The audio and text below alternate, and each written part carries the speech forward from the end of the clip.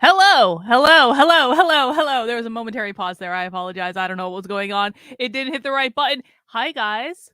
Hi. Happy Wednesday. Welcome to The Cult. The Cult is a show that I stream Monday through Friday on YouTube, on X, the platform formerly known as Twitter, and on Rumble, where we do deep dives into the far left and I show you things that no one else on the internet is showing you, while all of the commentators and the journalists and the pundits and the coffee shills on YouTube are pretending they understand what the left is doing. God, did we learn yesterday that that at least the quartering, I suppose I should not ascribe the quartering's ignorance to everyone on the right. That would be unfair.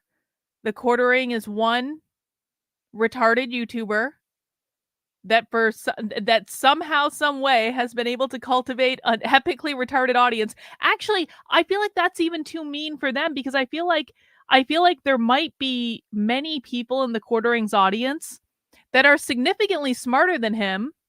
Maybe they just like video games, maybe they just like that sort of thing, and they're significantly smarter than him on normal stuff, but they get there. It's kind of like they go to the quartering, he's like their guilty pleasure. They know he's a raging idiot, but like he talks about stuff they like, and so they're willing to overlook briefly that he's a raging idiot.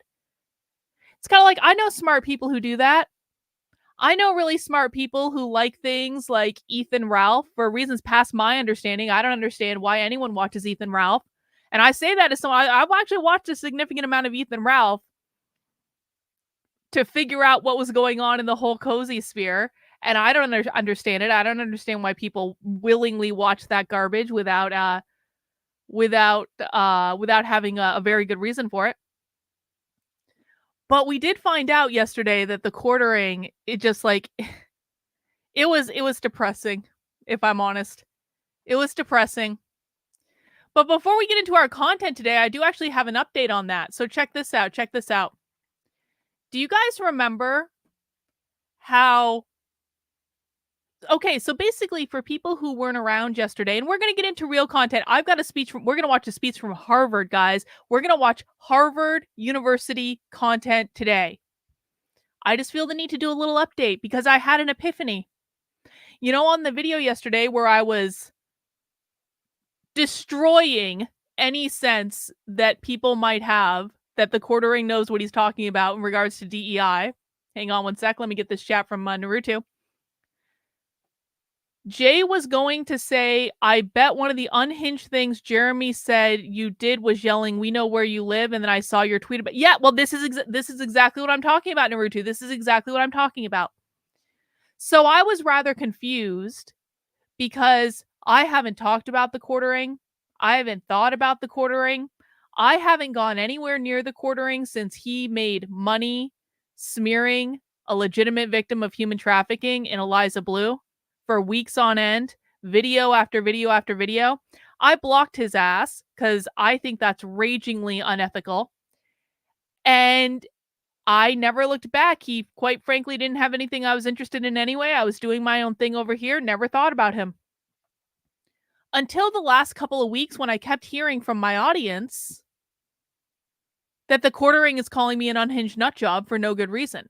Now, the first time he called me an unhinged nutjob was when I got the CEO of the Daily Wire to admit that he will not hire anyone critical of Israel. Now, I don't know why I'm such an unhinged nutjob, because I asked very strategic and carefully worded questions to back the CEO of the Daily Wire into a corner to get him to admit that he will not hire anyone critical of Israel, which was a pretty, according to the quartering himself, I asked the most impactful question of the night. So he called me an unhinged nutjob for that, and then he said she asked the most impactful question of the night, apparently. So two things that doesn't add up.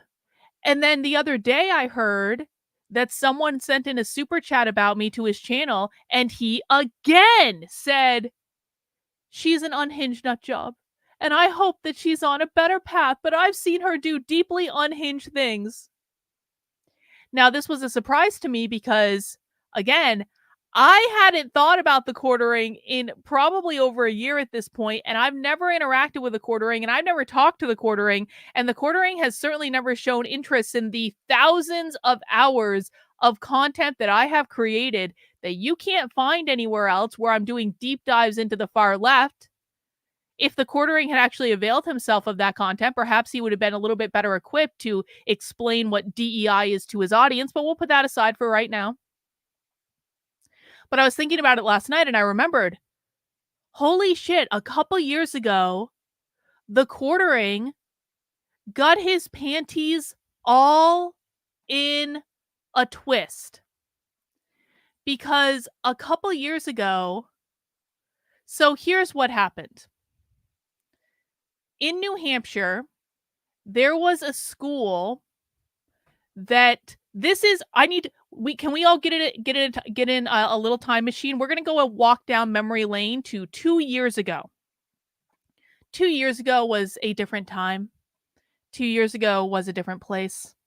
2 years ago, the Libertarian Party of New Hampshire actually existed in a productive way. Everyone was working well together. The Twitter account was triggering people. We were actually doing stuff in 2 years ago. The Libertarian Party actually did things together in New Hampshire.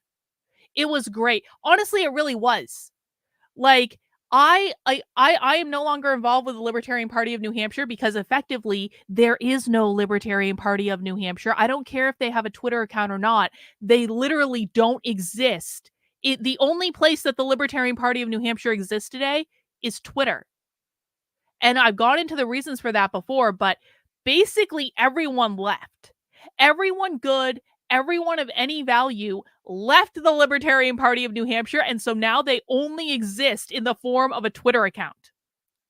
The Mises Caucus, too. I was involved in the Libertarian Party Mises Caucus back then. This is when we were gearing up to take over the Libertarian Party. It was a really exciting time. Honestly, like, I know things didn't turn out so well, and I'm really sad about that. I genuinely am. I'm sad about that on a local level in New Hampshire. I'm sad about that on a national level. Like, it really does, because it was so good in 2021, in 2022. It was so much fun. It was so much fun and so good to be involved in the Mises Caucus in the Libertarian Party. It was so good and so much fun to be involved in the Libertarian Party of New Hampshire. And then, as libertarians are prone to do, they just imploded that shit. But back then it was really good, okay? And I was having a great time, and I had great friends, and it was a community, and we actually did stuff together. Now, one of the things that we did back in early 2022 was that the then chair of the Libertarian Party of New Hampshire, his name is Nolan Pelletier, and his wife Jess, they had a kid in school, and I'm not going to name the school district just because I'm not, like, people can go back and look, but essentially what happened is, it was discovered by the parents in this school district that they had their kids in, that the school had been covering up for teachers who were molesting students. And there were multiple articles in the newspaper about this. And back then, actually, I wrote this whole thing because Katie Herzog back in 2022 did this whole bullshit hit piece podcast on me where she just, like, I got to tell you guys, Katie Herzog is one evil dyke. I fucking said it. She is one evil dyke, because literally every single thing that Katie Herzog said about me in that podcast, I easily debunked it with, like, information that was publicly available.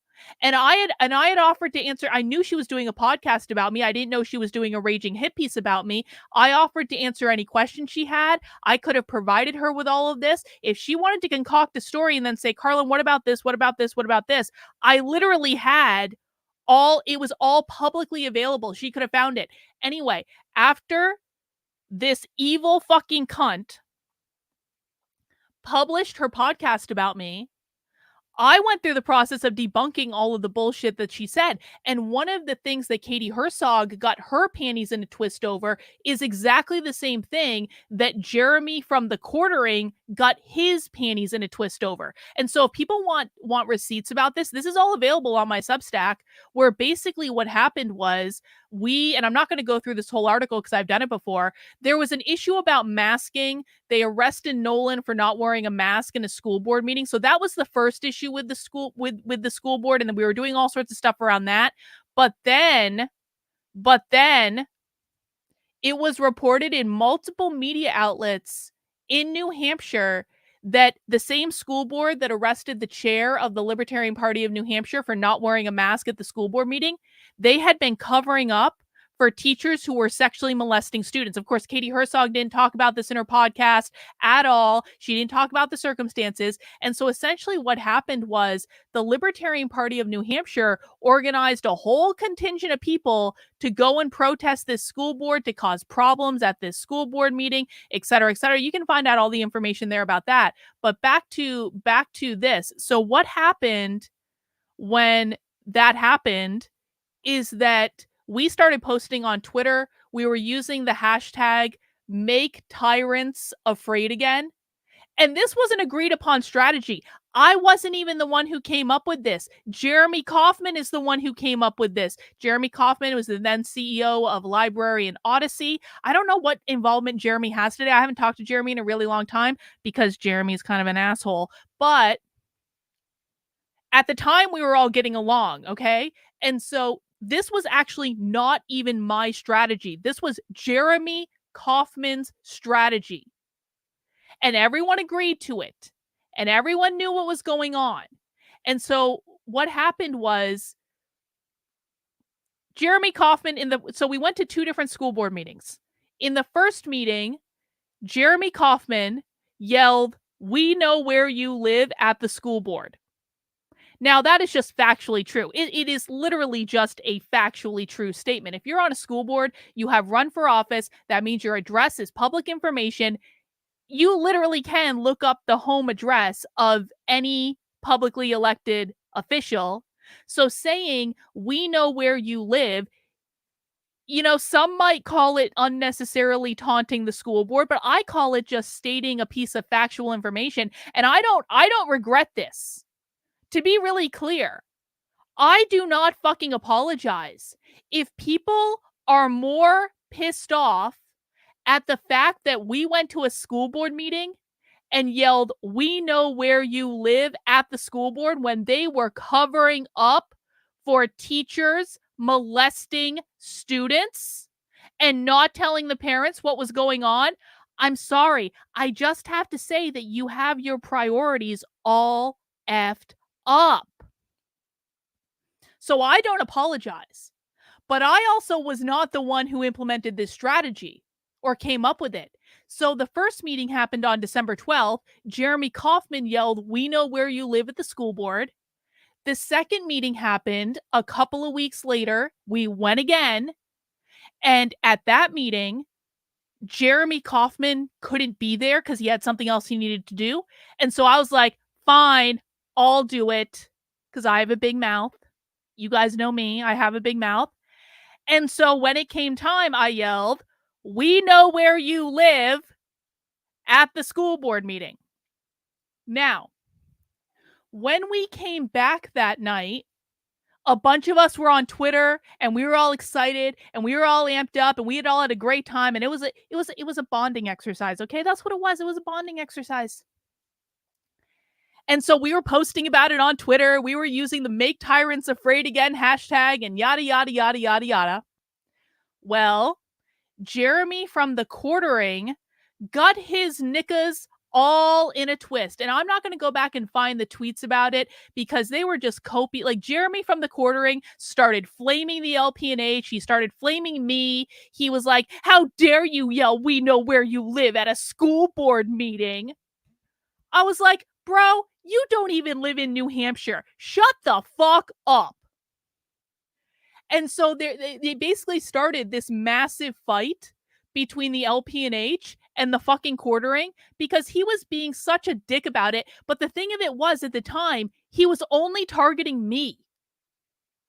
He was only targeting me, and he was only complaining about me. He's like, "How dare that unhinged bitch do this?" But guess who he wasn't mentioning? He wasn't mentioning Jeremy Kauffman, who had done it a couple weeks prior, like a 1 month prior.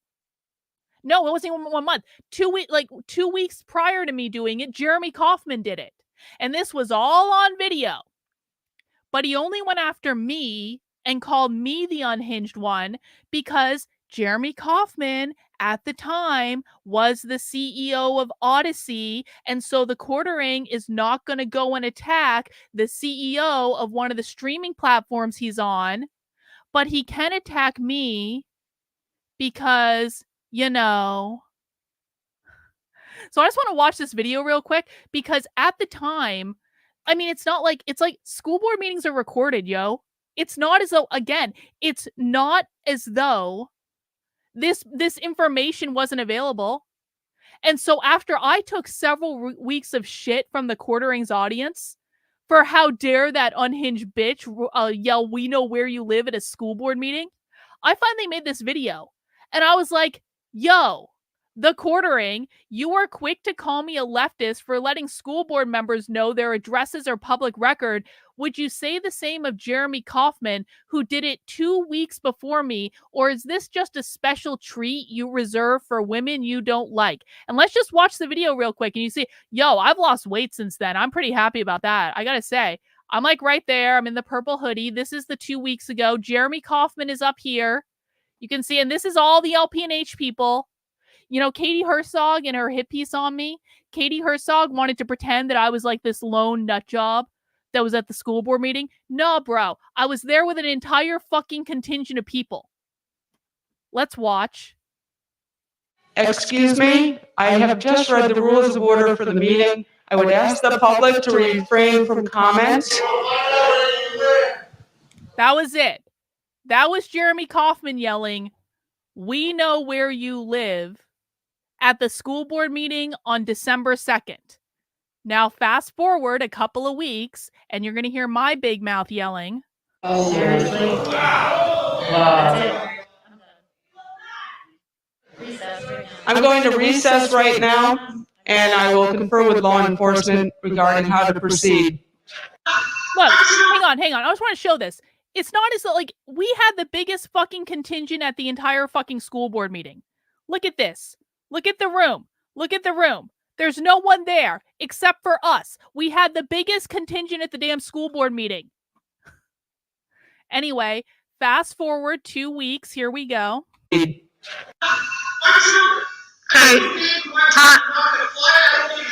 Tom, excuse me. I have been very patient. Excuse me. Your 3 minutes. Your 3 minutes is up. Please sit down and let the next speaker move forward. That's it. I'm calling your recess again. Thank you. I do not apologize. I do not apologize. I got a restraining order for that little stunt. That restraining order is still sitting in a pile of stuff that I have sitting on my desk that I want to get framed one day when I eventually redo my office, which I wanted to do like 2 years ago, but I haven't done it yet. And I want to redo my office. And one of the things that's going to go on the wall behind me when I redo my office is the framed restraining order that I got delivered to me a couple weeks after that for yelling, "We know where you live" at a school board meeting. I do not apologize. I was not unhinged. Like, everyone can suck an egg. And I'm sorry, again, I just have to say, the entire reason that we were there in the first place in the largest contingent that was at the school board meeting was, first off, they arrested the president, the then chair of the Libertarian Party of New Hampshire for not wearing a mask at a school board meeting. They arrested him. And then we went back because a couple weeks later, we found out based on local news reports that this school was covering up for teachers who were molesting students. And if you really think that me and Jeremy Kauffman yelling, "We know where you live" at a school board meeting is deeply unhinged behavior, while you are overlooking the fact that we were protesting a school that was covering up for teachers who were molesting students, then your priorities are all left up. And guess what happened? Guess what happened the day after this school board meeting? The superintendent resigned. So we won. the superintendent of the school that was leading the goddamn cover up in the first place resigned the next goddamn day. We won. So this is the only interaction that I've ever had with the quartering. This is it. I can't remember any other interaction in which he had a meltdown on Twitter about my grossly unhinged behavior. I don't apologize, Jeremy. And if you want to pretend that you're outraged over what happened on this video, then why weren't you yourself using your massive platform to share the story of the school district in New Hampshire that was covering up when teachers were molesting students? I don't apologize. And so I remembered this today, and I retweeted the video from 2 years ago. And I said, "Hi, the quartering. I've unblocked you briefly because you have called me an unhinged nut job twice in the last 2 weeks, but you haven't said why." Then I remembered you got your knickers all in a twist over me yelling, "We know where you live," at a school board meeting where the school was covering up for teachers molesting students. What you didn't tell people was that Jeremy Kauffman, the then CEO of Odyssey, a streaming platform that the quartering is on, had done exactly the same thing 2 weeks prior because it was agreed upon strategy we had going into the goddamn meeting. Kind of seems like my unhinged behavior was planned. And you're just too much of a pussy to do anything like it. Do you care to comment or provide any other evidence of my unhinged behavior that you keep telling your audience about? I'm going to guess he doesn't respond to this. Jeremy from the quartering is in a fight right now with Fresh and Fit. But if you guys want to retweet that and tag him and post memes of him and generally mock him for being a little bitch that would never dare go to a school board meeting when the school was covering up for teachers molesting students and yell, "We know where you live," to get their attention, ultimately leading to the resignation of the superintendent. Has Jeremy from the quartering ever done anything like that? Am I more of a man than Jeremy from the quartering? Do I have a bigger dick than Jeremy from the quartering? And that's why he's telling his audience that I'm an unhinged nut job with no receipts for no good reason, when I got the CEO of the Daily Wire to admit that he will not hire people who are critical of Israel, when people are super chatting him, telling him that I'm going undercover at leftist events and I'm showing people things no one on the internet is showing them, and I'm the unhinged nut job? Sure, bro. Sure. Okay. Anyway, I just want to give that brief update so you guys could see what all my unhinged I like to operate I like to operate transparently on this channel, and so if I'm doing something unhinged, chances are I'm probably going to be bragging about it on my channel at some point.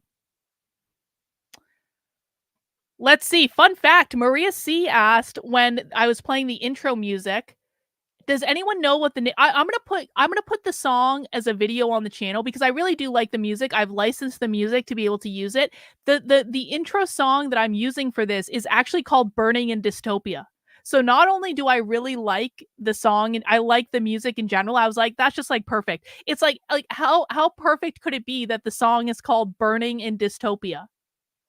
Fun times, fun times. Anyway, guys, you didn't come here to hear me yammering about the quartering and bitching and complaining about him. So let's get down to business, shall we? I was looking for some woke trainings earlier today, as I always do. And I don't know why I just keep searching for new ones, but it's just like every time I search for something new, even if I search every single day, I find new woke trainings because I'm starting to like really get my methodology down with knowing how exactly to search for woke things in order to be able to find like the random stuff that other people are never going to show you guys. And I ended up on the YouTube channel for the Harvard Radcliffe Institute. Now, if you don't know what the Harvard Radcliffe Institute is, it is radcliffe.harvard.edu, the Radcliffe Institute for Advanced Study. The Radcliffe Institute for Advanced Study at Harvard University, known as the Harvard Radcliffe Institute, is one of the world's leading centers for interdisciplinary exploration. We bring students, scholars, artists, and practitioners together to pursue curiosity-driven research, expand human understanding, and grapple with questions that demand insight from across multiple disciplines.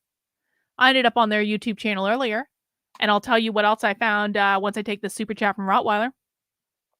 How much you want to bet Jeremy could have milked the story dry if there were LGBT people involved? That's the only thing he reports on for rage bait. Well, that's very true. That's very true. My recollection is it was a male teacher who was molesting like a teenage girl. That's my best recollection. So that's obviously just not juicy enough for the quartering to cover. It is what it is, I suppose. Anyway, I ended up on the YouTube channel for the Harvard Radcliffe Institute, and I started scrolling down, just looking like what types of things are they presenting about. And I came across this one, and I definitely want to watch this. Look at this. 3 months ago, on the Harvard Radcliffe Institute YouTube page, they posted a presentation on free speech, political speech, and hate speech on campus. We're definitely gonna have to watch that one. We might watch that one tomorrow. But I kept scrolling. And eventually I got to here. And it seems as though 10 months ago, the Harvard Radcliffe Institute had a whole conference about social justice, gender, mental health, and kids. How great is that? And so there were several sessions to choose from. And the one that I want to watch today is going to be this one. It's called Session 2, Gender, Mental Health, and Adolescence. Gender and the Mental Health Crisis.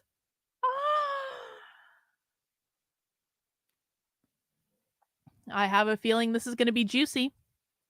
Now let's read the description. Now what's funny about this was posted on their YouTube channel in May of 2023, and they're still talking about the COVID-19 pandemic. I was like, are you sure this was done in 2023? And like, yeah, it was done in 2023. Let's listen. In a world challenged by COVID-19, the climate crisis, and political and economic instability, mental health issues are escalating. Although recognized as a critical component of public health, mental health services and support remain unevenly available. That means inequitable, by the way. The Harvard Radcliffe Institute's 2023 Gender Conference, so they had a whole gender conference, explores the relationships between gender and mental health from an intersectional perspective, with a focus on youth, underserved communities, and the impact of social justice issues.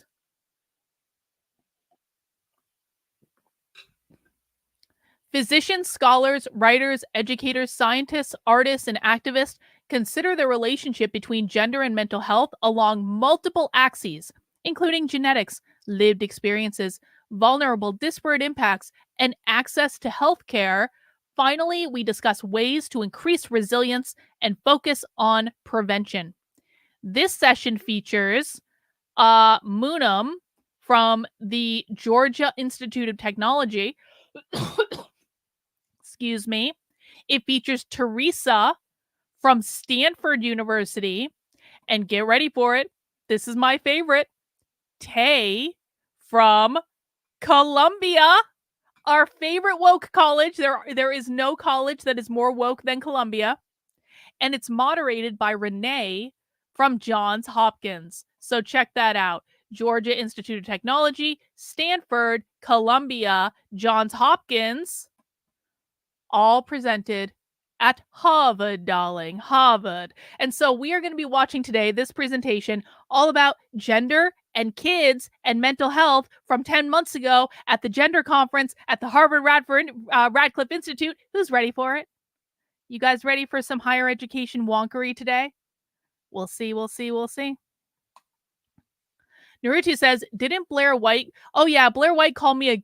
This is actually true. Over that same school board thing, Blair White called me a garden gnome for protesting at a school that was covering up for teachers who were molesting students." It's almost like grifter shills like Blair White, who really, listen, man, I've met Blair White like multiple times. I did multiple events with Blair White back in 2020. Let me tell you what Blair White cares about. Blair White cares about clothes and shoes and makeup and looking pretty and looking perfect and how they look and getting their looks reinforced constantly and everyone reinforcing their looks at all time. And by the way, did you know, fun fact, one of the events that I did with Blair White, it was a debate in Florida. And I was just there for moral support. I wasn't involved in it. I just went to go because we were going to another event right after it, and I was involved in that one. When I was at an event in Florida with Blair White, Blair was so nervous about going on and doing this debate because she hadn't prepped for it at all, even though they gave her a binder to prep with, that Blair White actually Ubered a bottle of vodka to the debate venue before the debate started because she wanted to shoot vodka before she went on stage in the debate because she was so nervous about how she was going to come across in the debate. And so Blair White, I don't know how much vodka she had, but that bottle of vodka disappeared rather quickly. I mean, I had like one shot of the bottle of vodka, but I wasn't in the event. I wasn't debating that night. I wasn't the one that had to Uber the bottle of vodka to the debate venue, which was in a church, in order to get fucked up to be able to go out onto the debate stage and do my one and only job. That's who Blair White is. Naruto says, "I haven't watched Jeremy in years. Things may have changed since I stopped watching him. I wonder if he still describes himself as a sane leftist." Yeah, I don't know. I haven't watched him and I'm not going to watch him. Anyway, guys, before we jump into that, please make sure you head over to my Substack, which is Carlyn, Karlyn, .substack.com. There you go, link in the chat. This is my main content hub on the internet. This is where I post all my best content, all my best clips, my breakdowns of the woke left ideology. You can find there right now the most recent piece in my Woke 101 series where I talk about the 4 goals of the woke left, breaking them down in plain English for you guys. Those who have been around on my channel may have already know this content, but those who are more new to it, I wanted to rewrite this piece that I wrote a long time ago, make it even shorter, more concise. And of course, I've developed the ideas since the last time I published about it. You can also find videos of me discussing this on the channel. I think I produced multiple videos. You can find more information on the Substack. And if you want to support the work I'm doing and keep me in business, because I am 100% funded by you guys, you can sign up on the Substack for a membership of $8 a month, $80 a year. It really does help me out. I don't want to get any bigwig donors because I don't want to be beholden to anyone. My only job is to tell you guys the truth, to show you the receipts. That's how we do it. No dicking around with anything else other than that. And so if you want to help me out, sign up for a membership there, get access to all sorts of perks, and I really do appreciate it. Also, a reminder that next week I'm going to be starting my 2-part crash course into how to speak socialist. Now, if you've previously taken my level 1 how to speak socialist class, you don't need to sign up again. This is just for new people for the level 1 one. That's going to be kind of a review for people who've been around a while. But if you're brand new to my content and you have just started watching socialism with me, this is going to be so helpful to you because you're going to get a whole bunch of clips in the same place and be able to see everything all at once. And I'll break down their language. I'll break down all the important things you need to know. That's level 1 of the course. That's going to start on April 18th. It is not too late to sign up, Human Centipede, because it starts on April 18th. And so you will be able to sign up for free. All of this stuff is for free. If you want to make a donation, you can. And then a week after that, I'm going to be launching a brand new level 2 course. I've never given the level 2 course before, so this is going to be the first time. So don't worry if you've been to my level 1. The level 2 course is going to be completely new. We're going to do a deep dive into queer Marxism. It is not a Gnostic sex cult. It is not. It's actually much worse than that. We're going to be talking about how they want to abolish the gender binary and get rid of the nuclear family and do deep dives into that. That's going to be on April 25th. And so you can sign up for both of those separately. Minimally, definitely sign up. If you have not taken the level 1 course yet, definitely sign up for that one. And then if you have taken my level 1 course yet, definitely sign up for number 2. And if you're not available live at the time when I'm going to be doing the training, don't worry. Just sign up for it anyway, because what will happen is that you will get a recorded video of the training, like a couple hours or maybe even the following morning, just depending on how long it takes to process the video. But you will get the actual recording of the training that you can watch when you're ready. So that's going to be starting next week. I'm really excited about it. Hope to see you guys there. One last thing. This is a very special week because this week I will be turning 29 for, I think, the 15th time. Because you got to include the first time I actually turned 29, right? And then all subsequent turnings of 29. So I'm going to be turning 29 again on Friday. So it's a very special week. And I've decided to treat myself on Friday to a long extravaganza Nitwits episode where I'm going to be watching content from other influencers and bitching and complaining and probably drinking. And if you guys want to send me super chats because it's my birthday and you love me and you want me to be happy, you can do that on Friday. But I will also be taking suggestions and recommendations of stuff that you guys want me to watch. So be thinking about it. Be on the lookout. I'm open to taking suggestions and feedback. If you have stuff you want me to watch, let me know. And we're going to have a ton of fun. And we're going to celebrate me because it's my birthday on Friday. Yay! All right. That's going to be happening on Friday. I'm probably going to start at around 2 p.m. And we'll just go as long as we go. We'll have to see. I'm not getting up any earlier for that. I'll tell you that. But I think we're going to have a ton of fun. Let's see. Carlin, you never said how Victor has... Victor's fine. What? Victor's fine. Leave Victor alone. Leave Victor alone. Yes. Well, we all know that I'm what is it? Am I a masochist or am I a sadist? I'm a masochist, right? A sadist likes inflicting pain. A masochist likes having pain inflicted on them. Do I have that right? I'm the one that likes inflicting pain on themselves. This is why we watch so much socialism. This is why we do the crazy things that we do. Because I'm a bit of a masochist. Okay. Yeah, it is what it is. Yeah. Okay. Fine. Anyway, let's get into it.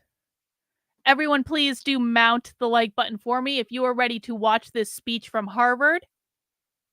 Please make sure you are subscribed on whatever platform you're watching on. I do stream live Monday through Friday at 5 p.m. And we do Saturdays at 6 p.m. for Socialism Saturday. And I'm trying to get my Rumble chat up. Let me get my Rumble chat up so I can see you guys over on Rumble. Appreciate you guys stopping by. Let's dig into this video. We are watching from the Harvard Radcliffe Institute, Gender, Mental Health, and Adolescence. Here in the Knopfel Center and to those on Zoom. Our next panel explores gender and mental health in relation to adolescence. The moderator is Renee M. Johnson, Associate Professor at Johns Hopkins Bloomberg School of Public Health. She has published widely on the psychosocial factors that shape risks for the unhealthy use of alcohol and drugs by adolescents. And Professor Johnson, I'll pass the program to you. Thank you so much. So I am a substance use researcher, and one thing that is often said in substance use research, especially by Nora Volkow, who heads the National Institute on Drug Abuse, is that addiction is a brain disease.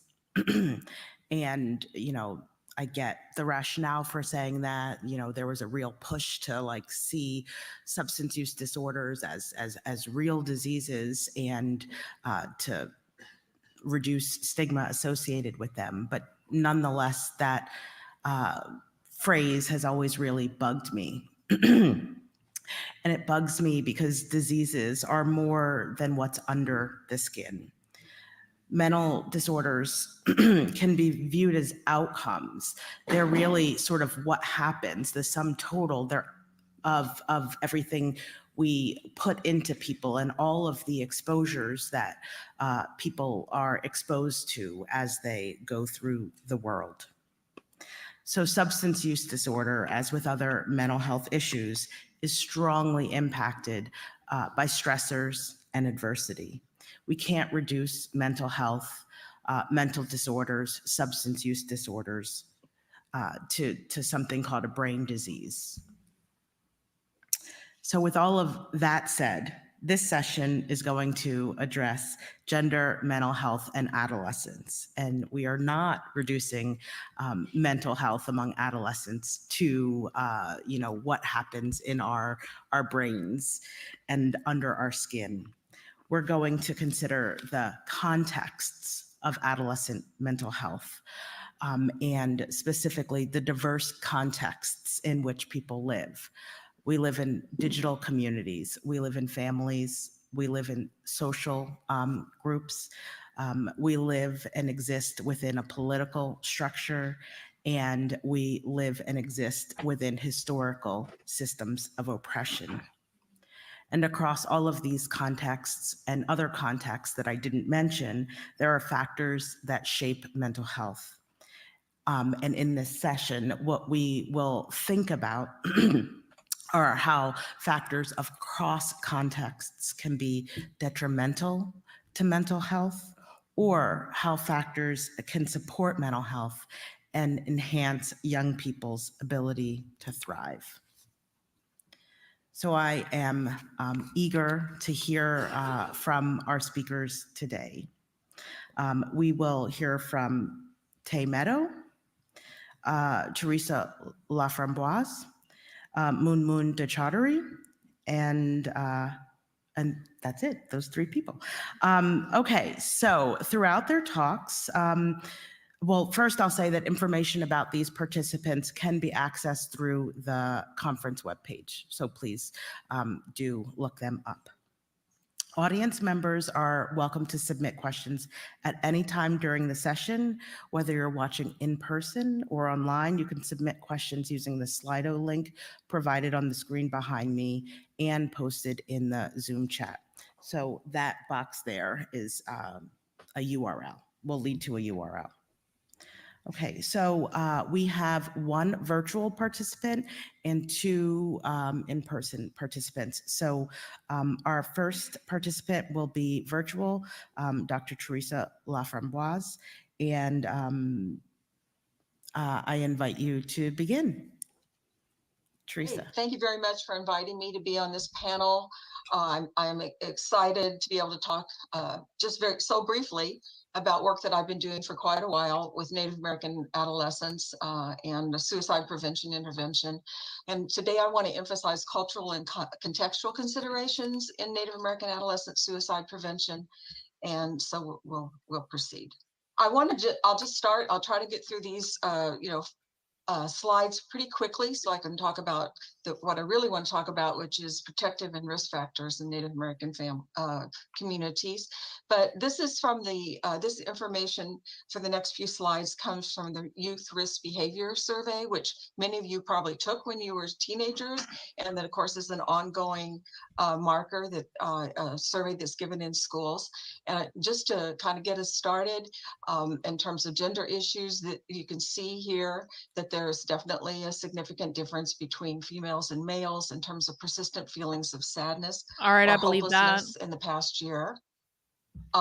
This is a slide by race and ethnicity, and you can see that the percentage of students in each of these groups in terms of persistent feelings of sadness or hopelessness has increased. And what I want to mention here is you'll notice that there are no Native Americans indicated here, and that's the case in a lot of studies because of the explanation is because of sample size, but here we have another example of that. And this is a figure that looks at the poor mental, the percentage of high school students who say that they've experienced poor mental health in the last 30 days. And if you look at the green. Hang on. 52% LGBT. They didn't even put T in here. It was just LGBTQ. They took out the T. 52% of LGBTQ plus experienced poor mental health in the last 30 days. Look at the percentage of white kids. 30%. One of the highest groups. Multiracial is the highest. Indigenous is 31. Hispanic 30. So this is interesting. This is not going to make people happy. Check this out. According to this chart, in the past 30 days, 30% of white kids in high school have had experienced poor mental health, compared to 26% of black kids, compared to 23% of Asian kids, and compared to 20% of Hawaiians or Pacific Islanders. I bet they didn't expect that. Green bars by race and ethnicity, you will see that American Indian Alaska Natives have a higher rate, except for the case of multiracial individuals, and theirs is slightly higher than in this survey in terms of poor mental health. Now we're looking at suicide. And hang on, Nathan, thank you for the super chat. Is it just me, or do radical leftists seem to want to blame every social ill on capitalism? No, Nathan, that is not just you. Leftists literally believe that capitalism causes every problem in the world. That means private property ownership. That is how they define capitalism, exclusively as private property ownership, because they believe that some people having more resources or more private property than other people is the root cause of all of the problems in the world. And if we just do away with all private property ownership, we will fix all the problems in the world. Thank you for the super chat, Nathan. Very astute observation. You might say, well, why in the world would somebody spend so much time on suicide? I began this work at the request of these Pueblo of Zuni, and I've continued to work in a number of communities, and certainly a lot of training of behavioral health specialists and paraprofessionals in delivering an intervention. But one of the reasons is obviously suicide is an end stage behavior. There's a lot of work that leads up to the risk behavior and the self-destruction. And also, I think of it, Michael Chandler talked about, suicide is like the miner's canary. Suicide, it marks the shifts from fresh air to poison gas in our political atmosphere. And in the case of Native Americans, I think it shows our treatment of Native Americans. It reflects the rise and fall of our democratic faith. And that's a quote by Felix Cohen, who was a noted scholar of Indian law, in his book, My Brother's Keeper. But I think it really says something about our society when we see these rates going up. This is you see the gender differences in terms of attempted suicide. Of course, this just verifies the gender paradox that, that girls or females tend to attempt and ideate more, but the males and I wonder how they're classifying trans girls and trans boys.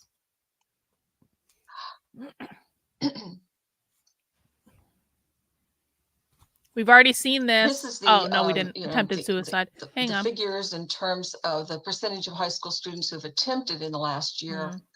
And so you see here that, again, American Indian Alaskan Native youth die by suicide or attempt at higher rates. And then this is the last image that you'll have.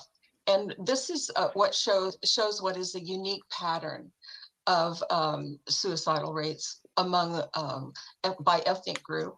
And what you see here is that the pattern for Native Americans is really, a steep, escalation of the behavior until about, Wait. 25 to 20. Look at this. They're talking about the steep escalation of behavior. This is Native Americans, this yellow line. And so that line really starts to escalate around 15 years old and goes up all the way to 30, like increasing percentages by 30. And that's like, listen, man, I'm going to kind of take these stats at face value. I have no reason to believe this survey doesn't have integrity at this point. Maybe it doesn't, but like, I don't have a reason to believe that. But like, what I will say is they're going to comment on the Native American stuff. This purple line is white people. This purple line is white people. And so look at this. So black is the orange line. The gray line is Asian. The dotted blue line is Hispanic. All of that follows a relatively same pattern. Look at what starts happening to white people in their 20s, their 30s, their 40s, their 50s. Are they going to comment on that? Let's see. Or are we just going to talk about Native Americans? We're going to ignore the white kids have worse mental health than black kids, and we're going to ignore that the white people have higher suicide rates than Hispanic, black, and Asians. 29 until that later stage in the 20s, and then there's this a steady decline as people age, but this is unique compared to the other ethnic groups. Really? Look at the white one. Look at the white one. Now what I want to really right over focus on is Nothing. these critical contexts for prevention, and just this Wow. is just to know the wow. So can we just pause and reflect on this for a second?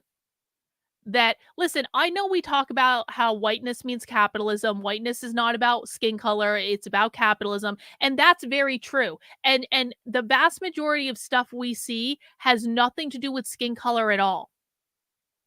However, what we just saw was that white people, when they basically get into their 20s, 30s, 40s, 50s, are attempting suicide at a significantly higher rate than all other racial groups, to include Native Americans, who this study is about, or who this presentation is about. Yeah, but Tayton, to not even comment on it, Tayton, you gotta get more discerning, bro. Like, we're gonna work on this with you, because I feel like, and I'm giving you this as constructive criticism, and I know you'll take it that way. Sometimes you aren't looking past, like, you're giving people too much credit is what you're doing. I don't care if they're just talking about you. Let's look at that freaking slide. Look at this. If this is a presentation about youth, then why aren't they going back to... If this was a presentation about youth, then why aren't they talking about the fact that white youth in schools have experienced poor mental health in the past 30 days, more than almost every other group, more than black kids, more than Asian kids, at the same level as Hispanic kids, more than Native Hawaiian and Pacific Islander? They didn't mention that at all. And could it be that the disproportionately high impact of white kids experiencing poor mental health in the last 30 days is actually directly related to what we just saw? Could it be that the poor mental health in their childhood leads to the higher suicide rates? And listen, I don't want to diminish this. I think that this is bad. I'm not saying that this is good, but can we acknowledge that poor mental health in childhood might lead to higher suicide rates later in life, and that should be acknowledged as well? I've never seen this information before. Thank you, Tayton. I appreciate you.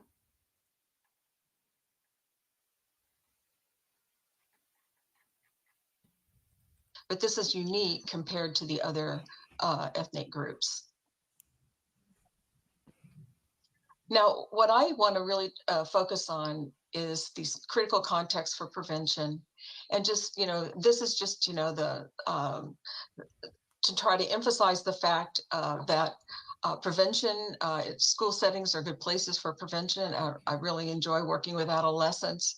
And certainly in Indian communities, it's really the hub of where a lot of this work mental Oh, health works happens well, with adolescents. isn't that interesting? So we commented earlier that the questionnaire didn't seem to have trans as an option because they didn't have it in the study, but they had queer.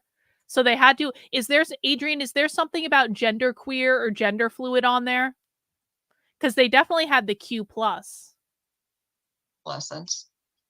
And these, I want to go over just these risk factors, and then I'm going to balance it out with protective factors. I don't like to emphasize just the negativity, and there are incredible protective factors going on. But I like to categorize this sort of array of risk factors. There are many, but this array is based upon the research that we have right now with Native American adolescents. And I like to classify them into ecological factors, social factors, and individual factors. So let's start with historical trauma. These things that are always in the air. And really, in working in Indian communities, historical trauma has been a mantra in Native American mental health now for about 20 years, but it is on the minds of most everyone. And it's reactivated continuously. Right now, it's being reactivated by the recent discovery of graves near boarding schools. But clearly, for adolescents, the impact of boarding schools and the generational trauma that has come from that, and then the sort of baby, or basically the amount of adoption and foster care, of removing children from homes through the boarding schools or adoption and foster care. And that's, of course, being discussed and negotiated probably by this summer with a recent case with the Supreme Court on the basically continuing or limiting the Indian Child Welfare Act. Pervasive poverty still going on all the time. And I think when you talk to youth and you ask them what's ever present, they'll just talk about downer, bummer, negative expectations. That's what they see, is just not much to look forward to in the air. And then, of course, in terms of social factors, there's a lot of violence and abuse that Native people experience. And I know it's not necessarily Native on Native violence. Of course, there is that, but also it is perpetuated a lot by non-Native people who live in community settings on reservations that, cannot be prosecuted by tribal courts if they Oh, it does enact or ask if if they they're perpetrate trans. violence upon a Native person. It has to be handled by, federal legislation. So there is this violence, and most people would say that it's been, the Native on Native violence has been passed down through boarding schools, where children were taught to discipline other children, and before that kind of behavior really wasn't prevalent. Suicidal contagion, with the rate of suicide being for adolescents being 3 times that of the mainstream population. It's very common for youth to have friends that pass away, family because of the close-knit nature of extended families, to have family members that die by suicide. And of course, in small, communities where everyone knows one another, people are affected by the deaths that go on. In terms of discrimination and bullying, we're really talking about the impact of the bullying could be happening, Native on Native in schools, but also in realizing that 70% of Native American students do not, go to school in mainstream or border town settings. That more or less is probably perpetuated by other groups. And then, of course, we know the prevalence of discrimination just all through the United States and other countries as well. right? Then, of course, the typical individual factors that we think about in the mental health field: depression, early onset of substance use, higher rates of psychological disorder, poor health conditions. And I add gender orientation here because it is definitely something that that affects the rates of suicide ideation, suicide attempt, as you saw even from the, if you had time to see it on the slides for the Youth Risk Behavior Survey. What's exciting to me is that there is now some research on protective factors for Native American adolescents and suicide.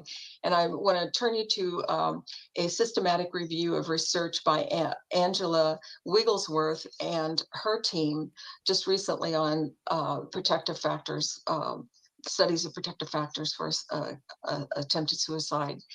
And I've kind of classified them in those three buckets again. But basically, cultural continuity. We know that if people feel that the culture is alive and thriving, that people will want to live. This is sort of the thinking of Michael Chandler, who was a developmental psychologist who wrote extensively on that. Culturally based spiritual orientations. The mantra now Not saying in Native anything American of mental health interest. a lot She is needs culture to as she needs to prevention, get culture something as treatment. interesting. I'm sure this is all very important. I'm just not heals. interested. So many, but there's a lot of ceremonial work going on, and this seems to be really making a big difference. We even have some studies now in terms of the uplift that people experience when they are beginning to learn their primary language. Just learning to be able to introduce oneself in their language, being able to say some conversational work. People that go operate in language nests to be able to reclaim the language citing. And of course, the opportunities to engage in traditional activities are really increasing in Native communities and in urban settings. In terms of the social factors, we know that the sense of connectedness, the sense that parents know where their children are, that they have high expectations for them, that there are many people that care for me, and parental pro-social norms. Also feeling that teachers and people at school care about me, those kinds of connectedness. So social factors are coming up in the literature as protective factors. And then the individual factors of just feeling upbeat mood, positive self-image, come on, get to something interesting. better physical. I'm gonna fast forward. Native American many, and they are increasing. I Sorry. emphasize again the important role of culture as treatment, and that is very prevalent across Indian country. And although we have beginning to have more family involvement and community-wide change strategies for suicide prevention, that is increasing. It is really understudied compared to this work that I've mentioned to you on the individual risk and protective factors. So I think I'll leave it with that. Thank you. Thank you. Now I want to know about gender. Thank you so much. That's that, more important. Gave me lots to think about. Lots our and next lots. speaker is Moon Chaudhary. Georgia Tech. Gender Hello, identity and everybody. mental health. I'm Here we go. incredibly honored and pleased to have a chance to speak with you today. Thank you, Radcliffe, for making it happen. In my brief presentation today, I'll take the opportunity to talk to you about some of the work that my collaborators, my students, and myself, we have been conducting over the past few years that is showcasing the computational potential of digital trace data, particularly that from social media, in order for us to better reason about mental health and what this novel approach can tell us about beginning to tackle gender and gender-related disparities. Yeah, that I'd say exist that's in the world probably today. dead on. Two ladies. The question of how do we go about Freud! addressing mental health Fucking issues Freud. is not a new There one. he is.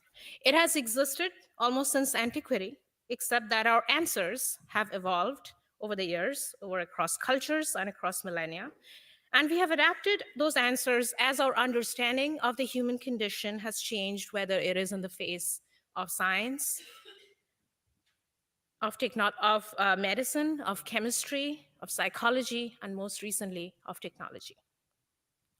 But if you look back, humans have actually tried for the last 7,000 years to cure and treat those suffering from a mental illness. The history and evolution of mental health concerns is unfortunately not a very flattering story. But the reason I mention this is because it does explain a great deal about why the landscape looks the way it does today and where it could possibly go next. Let's look at a couple of paradigms.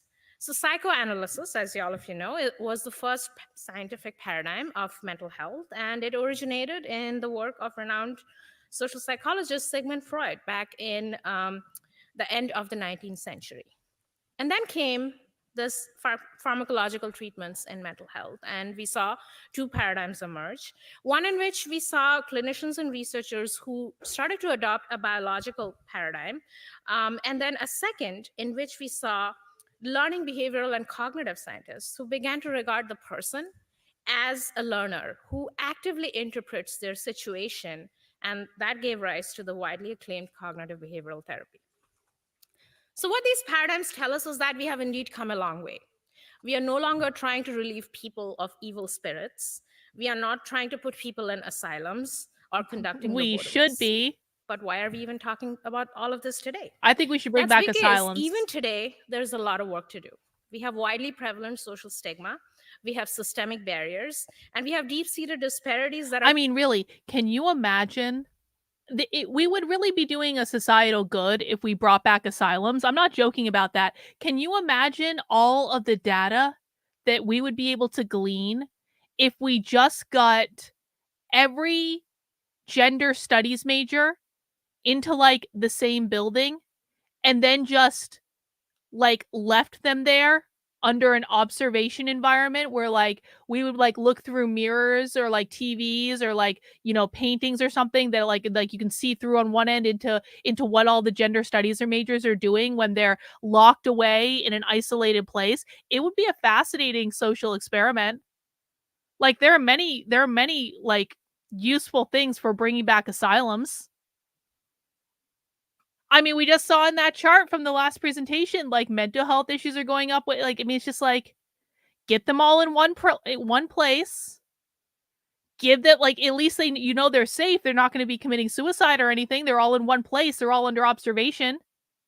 And then we can gather data at the same time. Yeah, like Big Brother Asylum Edition. Why not?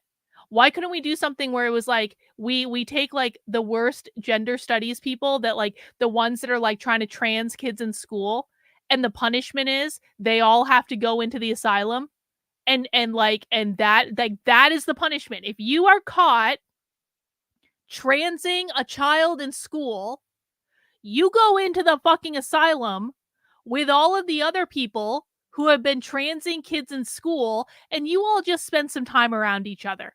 And you see how long it lasts. And maybe it's like I mean, I'm not going to call them concentration camps. I'm going to call them asylums, because we're not just putting people in there willy-nilly. We're putting people in there based on their behaviors.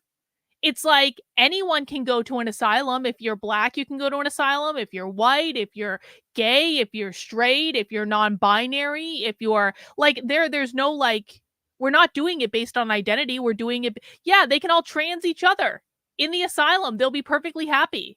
And we can gather evidence to try to figure out how to deprogram them. I think it's a really good idea. We can put them on an island. Yep, I think it's a really good idea. Well, this is what I'm saying, because like I've seen these people interact with each other in a closed setting in a limited time, like at when I go undercover at conferences. And like I just want to sit back and observe them. I really do. I think the struggle sessions would be epic. Yup, they could also get electroshock therapy. We would keep them happy by providing them unlimited hair dye, so they can dye their hair whatever color they want. They can dress however they want. They can do whatever they want. we will provide them with all whatever content. They can spend as much time on fucking Tumblr as they want. They can watch as much anime as they want. Like, exactly. This is like, we're talking like a real life island of, I think a real life island of Dr. Moreau. Nothing could go wrong with this plan. I don't know why someone isn't introducing this idea in Congress like right now. Are continuing to fail our efforts to help people with these struggles. And one of the contributors of those disparities happens to be gender and gender identity. So in the language of Thomas Kuhn, and me as a computer scientist, I ask, could the current digital and computing revolution, could it serve to close some of these gaps? And could potentially help us think about what could be the next paradigm shift when it comes to mental health. Speaking of the digital and computing revolution, let's talk about social media in particular, and why is that relevant to mental health? If you think about mental health struggles, we know that a lot of them are characterized by many latent processes, and that includes things like different perspectives, positive and negative, self-focused attention, loss of self-worth and self-esteem, and social disengagement. Today, with social media platforms, many of these latent processes can be recorded in the present because we are constantly using these tools, these platforms, and they can be recorded longitudinally. At the same time, social media are very much a part of many people's lives, especially adolescents and children. And people are increasingly appropriating these platforms so that they could talk candidly about their mental health and well-being challenges in a way that was not possible before. And that includes socially minoritized as well as marginalized groups, such as women and LGBTQ+. Consequently, my work over the past decade, it has shown that if we look to social media, we now have an opportunity. And that opportunity lies in starting to think about questions of improving mental health diagnosis, of influencing the trajectory of mental health treatment, and importantly, being able to now connect people with timely care at a scale and capacity like was not possible so far. For instance, here on the slide, we developed a social media-based index of major depression, and we found that it could mimic pretty well the prevalence of the condition given in the American Behavioral Risk Factor Surveillance Survey, and that gave both face and concurrent validity to this novel data source. But as United Nations Millennium Development Goals, all the way back that was established in 2000 would note, addressing mental health challenges with or without social media would be incomplete if we do not also eradicate extreme poverty and hunger, achieve universal primary education, promote gender equality and empower women, reduce childhood mortality, improve maternal health, combat HIV/AIDS, malaria, and other diseases, ensure environmental sustainability, a global partnership for development. This is all from the UN. also recognize that large-scale cultural, social, economic, demographical, and political processes are underlying differential health risks in the global population. In fact, it's established, as Dr. Johnson mentioned earlier, that rarely does biology alone act to determine health inequities. So in the context of mental health in particular, gender and gender identity-based differences are significant. And these differences may emanate from a biomedical, a social, an economic, and an epidemiological perspective. In fact, if we consider LGBTQ plus individuals, such individuals, they are known to suffer disproportionately greater health disparities, and mental health is one of them, as we heard this morning. They're 3 times more likely than others to experience a mental health challenge. And approximately 31% of LGBTQ plus older adults report major depressive symptoms, and 39% of them report serious thoughts of taking their own lives.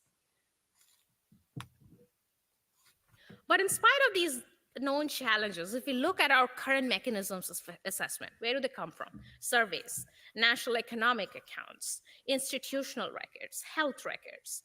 These data sources often do not capture very well the lives of these minoritized individuals, whether it's women, girls, or that of LGBTQ plus populations. Moreover, if we look at developmental indicators at national scales, they do not emphasize these differences well enough. And at the same time, if we look at methods of how we reason about mental health challenges, they are also inconsistent. So what do we need? We need higher frequency of assessment so that we can understand changes in mental health experiences across gender and gender identity groups. And we need consistent methods of assessments to go about doing them over time. Online and social media data provide one such opportunity to meet these needs. As we will see in the remainder of my presentation, they can help us Okay, I'm going to try to keep an open mind about this, but I just want to say I think it is absolutely retarded to try to assess people's mental health based on social media posts, because a lot of social media posts are just like attention seeking, and a lot of them aren't even real. And you'll get like, when I was looking into like groomer, I was basically, I had this project where I was going into like trans discords and stuff. I was like I made a bunch of fake accounts, and I was trying to get into like the private spaces of like trans kids to see what they were talking about in those spaces. And I swear to God, one of the fake accounts I made and posted about being like a 15-year-old that was confused about whether or not like I was non-binary, shit, like whatever. I don't remember exactly what I posted, but like within 15 minutes I had someone private messaging me at that account pretending to be a kid but didn't talk like a kid. And I was like, this is for like, first of all, that's just creepy in general. But I was also like, the people like this are posting in these forums too. This isn't real. Like, this is not real. And so any studies where they're like, we're going to go look at social media postings and that's going to be indicative of what people's mental health is, I'm like, bro, most of the time, like, I'm screwing around on the internet. I know I'm not a kid, but like,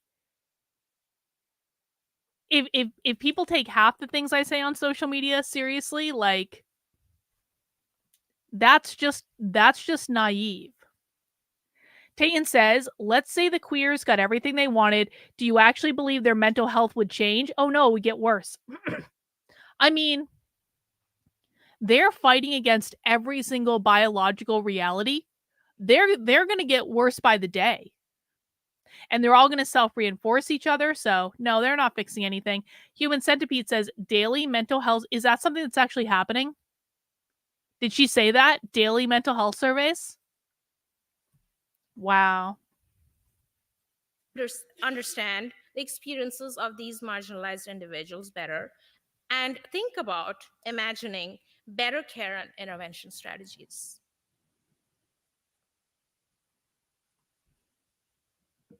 Given this context, let us examine two threads of work that we have been involved in.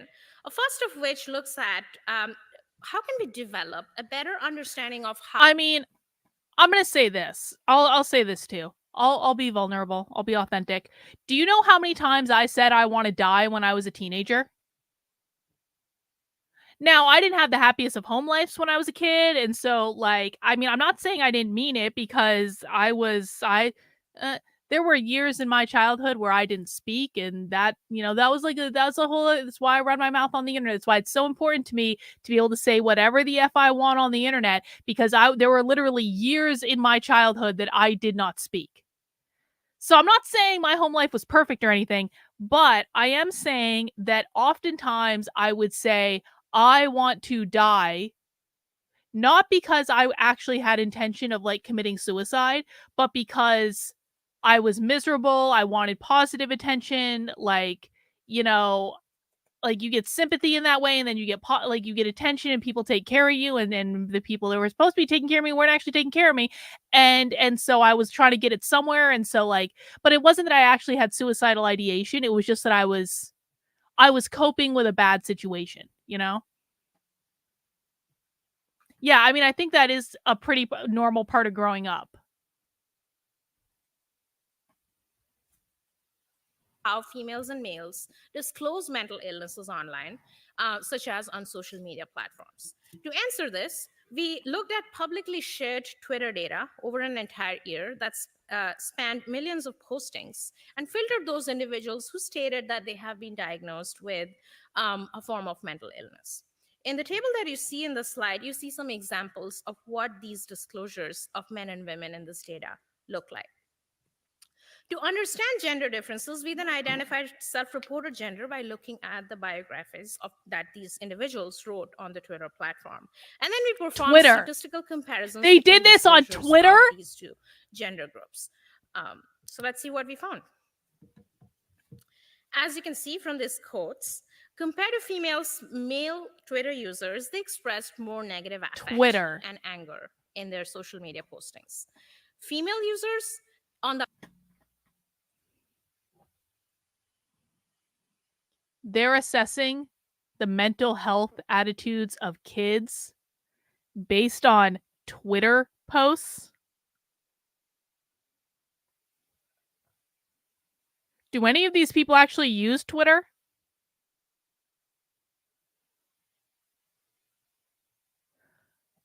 All of our journalism is done on Twitter.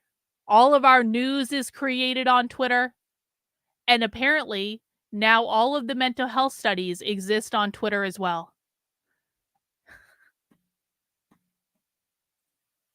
the other hand, used more positive affect in their writings on Twitter. We also found that there was increased use of first-person singular pronouns in the postings of male Twitter users, and that showed a self-focused behavior and disclosure of personal stories. Wait. But unlike females, male users... Hang on. Twitter is the asylum! Oh my god, we do have the asylum! Twitter is the asylum!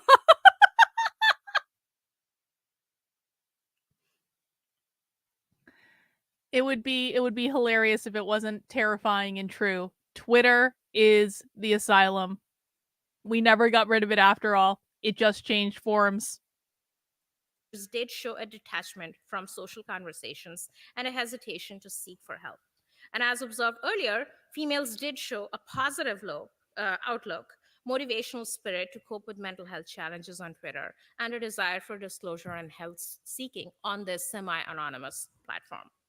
Semi-anonymous? I wish. Prior work has shown that women tend to rely more on the social support, their social networks of their families and their communities rather than the individual. And also, we know that adherence to traditional gender roles prevent males from candid disclosures. Yeah, everyday therapist, I agree. From social media resonate with these. But with social media, now we have an opportunity to quantify these differences and imagine. This is Harvard, guys. This is Harvard. And they're lecturing about mental health studies conducted on Twitter. I get the feeling they don't want to blame their curriculum or the ideology. Like, there isn't a mirror, only a finger to point. I don't think they're blaming anything right now. I think they're just, this isn't even a real study. I'm sorry. This is not, like, everyday therapist. What everyday therapist said here is completely correct. Do they truly think that users of Twitter are a true representation of the population? No, the users of Twitter are not at all in any way a true representation of the population. So the results of this study are not broadly generalizable. They're probably not even real. Harvard education. Well, she's from Georgia Tech. To be clear, she doesn't teach at Harvard. She is a visiting lecturer from Georgia Tech.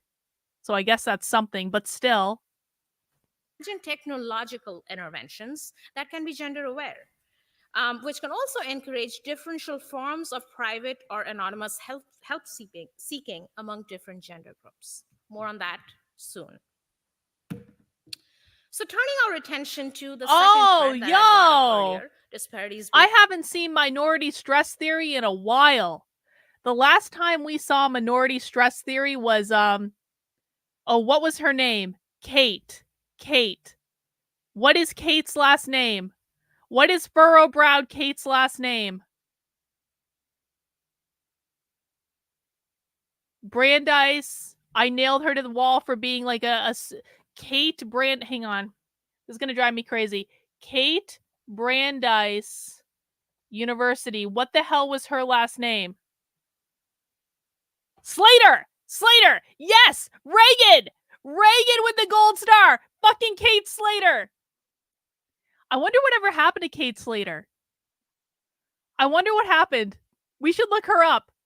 Kate Slater was this crazy anti-racist trainer, and I found out about Kate Slater when Kate Slater was finishing her PhD at the University of New Hampshire, and she did a whole presentation at the I wrote about her in my book. She did a whole presentation at the University of New Hampshire where she was teaching people how to deal with their anti-racist bias or whatever. This is when she was still a student. And then Kate Slater graduated and she went to work for an organization that was like doing anti-racist training, and she was still continuing to work with the University of New Hampshire. And so we just happened to see Kate show up like again and again and again. This is way back in the early days of Happy Hour. We watched like 4 Happy Hour episodes in which Kate Slater would just magically appear. And then I found out that Kate Slater had gotten a job as like an associate director of student activities or student affairs or something at Brandeis University, which is not that far away from New Hampshire. And so I started engaging in a little back and forth with Kate Slater on Instagram to kind of like needle her to get her to like say like stupid racist stuff. And like I got her to post something on Instagram about all white people being like, she was responding to me and my prodding, but I got her to post something on Instagram about all white people are being racist. And then I took a screenshot of that and I put it on Twitter, and then it went viral on Twitter and everyone stole my screenshot, and Kate Slater ended up on the front page of the Daily Mail in the UK for saying like all white people are racist as the associate director of student something or other at Brandeis University. Am I still blocked on Kate's Instagram? I can just log in under my other Instagram.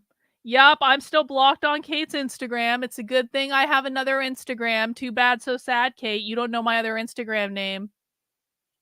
Oh, there she is. There she is. We found you, Kate. Hang on, let me get her website bot. Oh man. We'll go back to this in a second. I just want to I know you guys can't see this yet. I just want to go down the memory lane of Kate Slater. Let's see what Kate's doing now. Hang on. I'm going to look her up. Hang on. Let me get this Daily Mail article. Kate Slater, Daily Mail. Here it is. Found it. I did this. I needled Kate Slater on Instagram until she posted something about like hating whiteness. All white people at sea. This was me. If it loads. Why aren't you? There it is. This is Kate. Do you guys remember this? I swear to God, I can provide receipts. This was me. This was bad.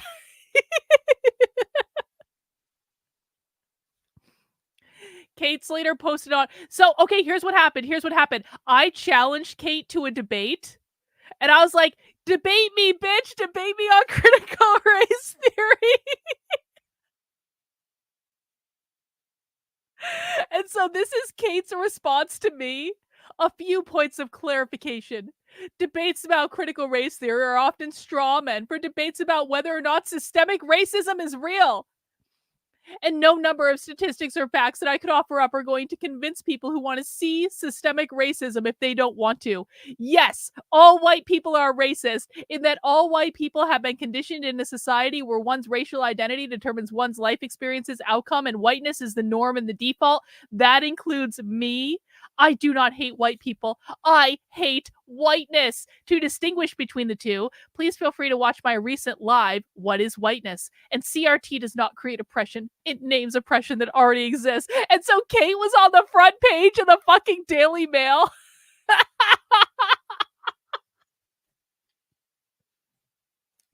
This was one of my proudest moments. Yes, I was such an unhinged nut job. This is around the time when the Quartering's friends really started coming after me. Good times. Good memories. What's Kate doing today?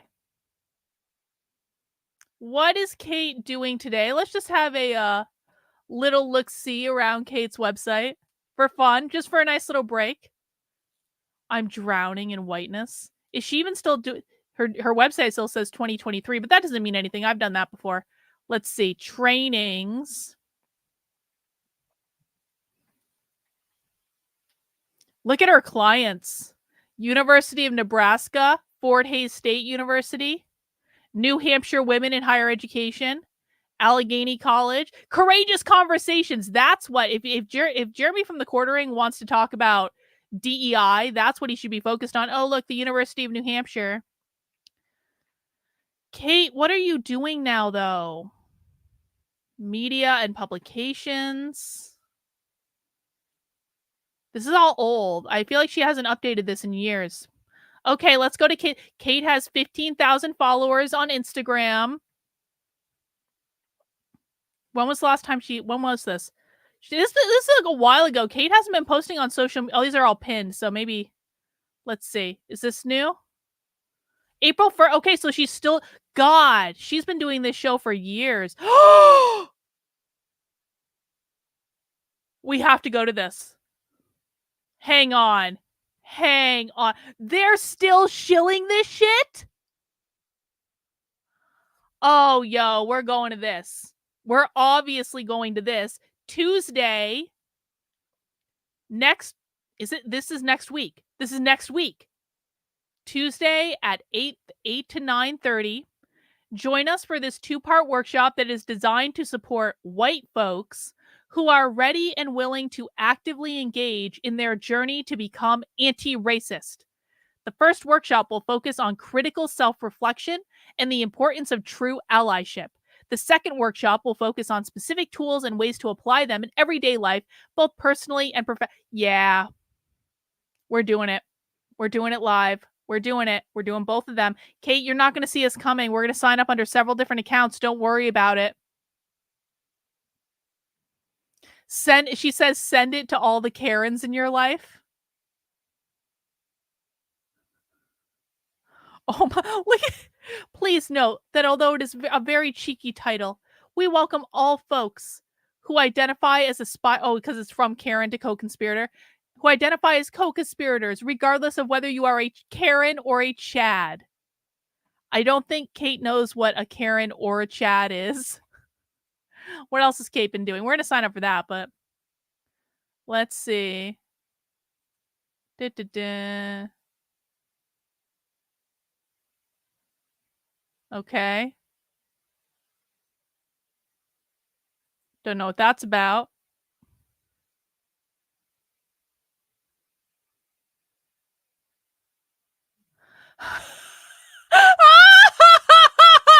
Oh, yo!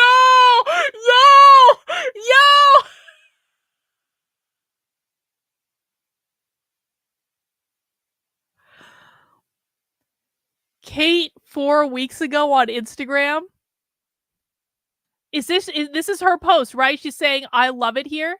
Finding out that you're part of a round of layoffs 24 hours in advance because they post your final paycheck. She posted that they laid her off from her job 4 weeks ago on Instagram. Because, was this from Brandeis? Or did she get another job? I wonder if this is from Brandeis. That's funny. That's funny. Guys, pro tip. If you get laid off from a job, like, don't fucking complain about it on social media. Why is she bragging? She got laid off. Yeah, posting her L's. I'm not sorry, Kate. I'm not sorry.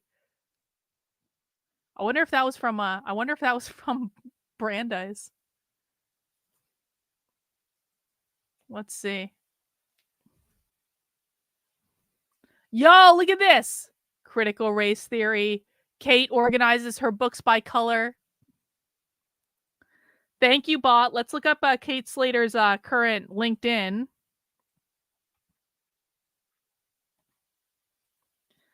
Let's see if God, I missed Kate. Kate was so fun. Why am I not signed into LinkedIn? Hang on. You guys can't see this. No, I just need to sign into LinkedIn. I just want to sign in. Jesus Christ, LinkedIn. All right, now let me.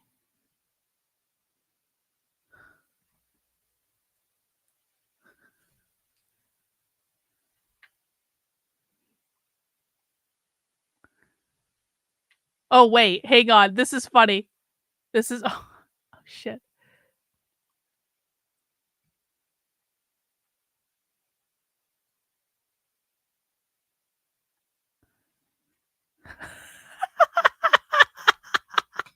Oh, that's another. Okay, so I have on my LinkedIn right now.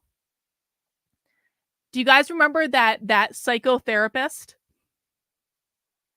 Wait, this is for that workshop? Shit, I'll pay for it. It's fine. It's fine. I got it. I will treat you guys to a Kate Slater workshop. It's okay. So I'm being messaged on LinkedIn by the psychotherapist with the fair pronouns. Do you guys remember the guy with the fairy pronouns? He's messaging me on LinkedIn complaining about the story I wrote about him. The fae bot. The fae. Anyway, that's another drama that's going on. But let's see what Kate's doing.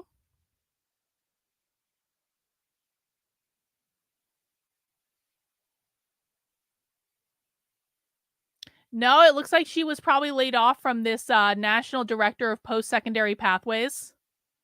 So she was only at Brandeis for like, so she left Brandeis in 2022. What is Build? What was that? A college success thing? Who the hell knows? And now Kate is open to work based on her LinkedIn profile.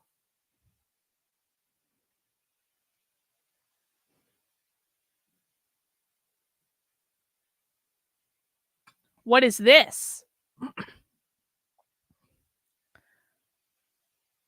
Oh, that was just a repo. Wait, I know this person. We've seen Kevin. This is a whole goddamn web of people that we've seen before. We've seen Kevin. Kevin does DEI stuff at Phillips Exeter Academy. Don't worry about it, bot. It's okay. We've watched Kevin before on this channel.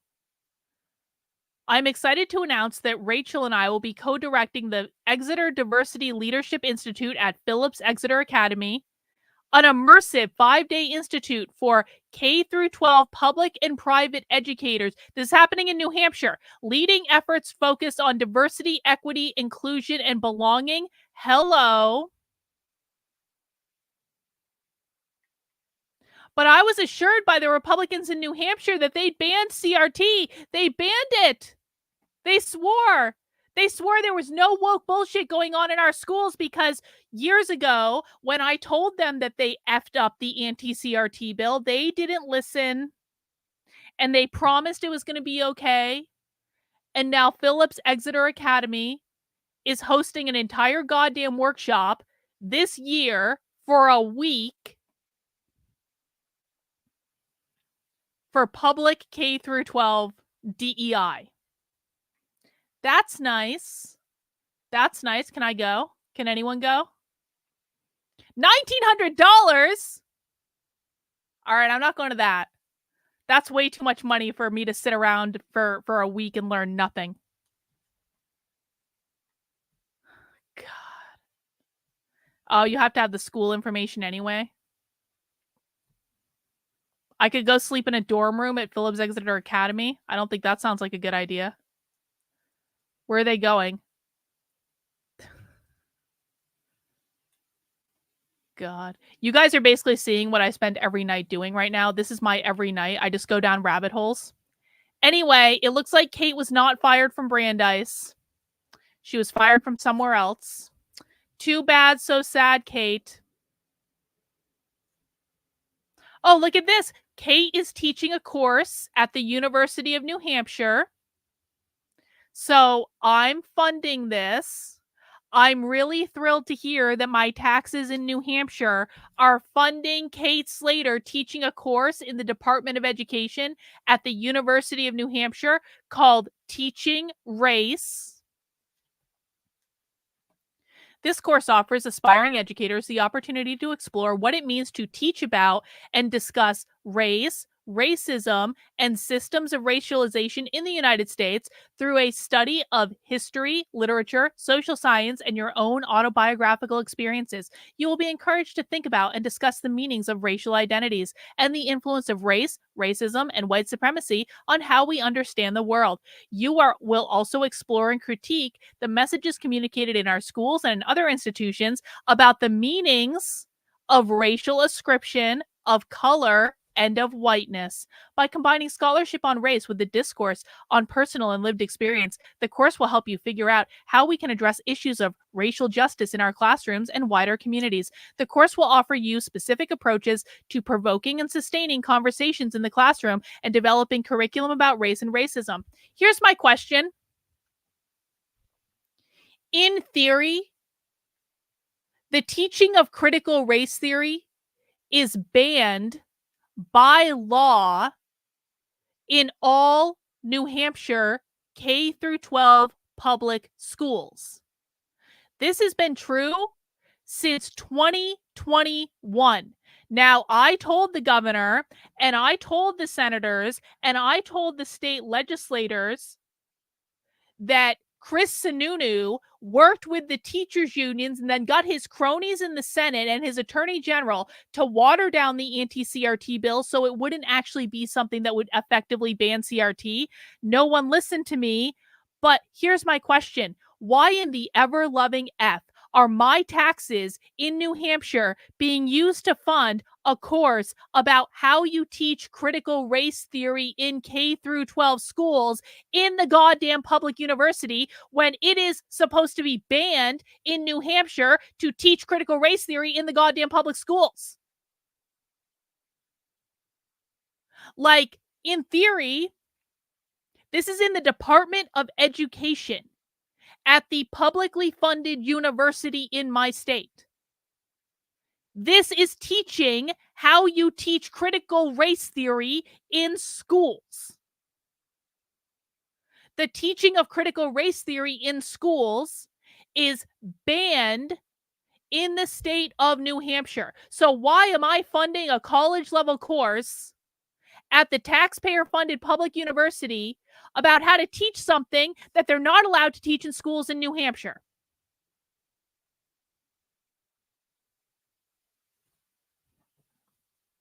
Are New Hampshire taxpayers literally paying to subsidize students going to the public New Hampshire university to learn material that they then have to go out of state to teach? And why are we subsidizing students who are going out of state because they can't teach this by New Hampshire state law? See, these are the things that you find when you go down random rabbit holes on the internet where you're like, oh, I wonder what that anti-racist crazy trainer is doing 3 years after I got her on the cover of the Daily Mail. And then you find out she's overtly teaching a taxpayer-funded class to try to usurp New Hampshire state law. These are the types of adventures that we go on in my channel. All right, that's enough of that. We'll look into that more later. Thank you, Chris Sununu, for working with the Democrats and the teachers' unions while pretending to be a Republican. Very effective, dude. Very effective. Anyway, back to Harvard. Based on gender identities. We know that LGBTQ plus individuals experience stigma, prejudice, and discrimination that in turn creates a hostile and stressful environment for them that is detrimental to their mental health. Minority stress theory is one such approach to begin to understand these psychological stresses. There's a need to understand the causes and correlates of minority stressors and what kind of those stressors might be manifested when we talk about online social media platforms. To answer that question, we looked again to a different They went to Reddit. platform, in this case, online communities on Reddit. Reddit is definitely broadly applicable. Subreddit on that platform, which includes hundreds of thousands of subscribers today and includes thousands of postings that come from individuals identifying with these identities. Overall, we saw that a wide range of minority stressors are present on social media, and some of them are prevalent across groups within the LGBTQ plus community. For instance, anxiety about not being able to be accepted socially or being victims of discriminatory actions. But we also saw that on social media, some minority stressors were perpetuated by some subsets of the LGBTQ plus population, such as stigma or prejudice that were perpetuated from cisgender LGBTQ plus people to trans people, or violence that was perpetuated from gay individuals to bisexual people. But we did see a sense of belonging in this community, and people were more open to expressing their self experiences and minority stressors because they were looking for help. Indeed. What these results tell us is that from a public health perspective, we need new kinds of technologies and communication channels. We And need want to be raise monitoring awareness social and educate media. individuals, and social media could be one mechanism for us to understand these minoritized experiences and create opportunities of challenging the contributors of minority stress. What we heard in this work is that we can also think about guiding future minority stress research, or think about identifying causes and correlates of minority stress going forward. But like with the previous study, we can also think about interventions that happen on social media platforms. For instance, can we think about having trusted peers in these communities who could be connected to information, who could be knowledgeable about these issues, and who could provide a helping hand and an ear to listen to these individual struggles. Again, we can imagine social media to be that resource where help seeking and maybe even teletherapy could be incorporated with appropriate moderation and support seeking efforts. I'll quickly close here. These sound promising, I'm sure, to you, but I would recognize that there are far too many questions for us to answer still.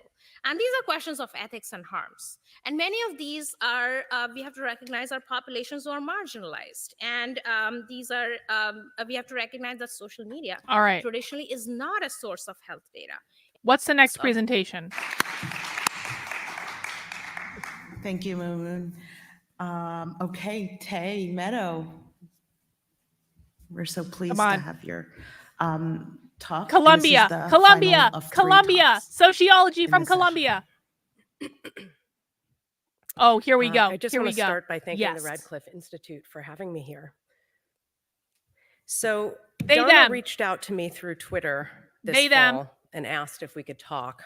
I learned that though he was assigned female at birth, strangers had always assumed her child Jack was a boy since he was a toddler. He preferred boys' clothing, boys' ways of being, boys' interests and hobbies for his whole life.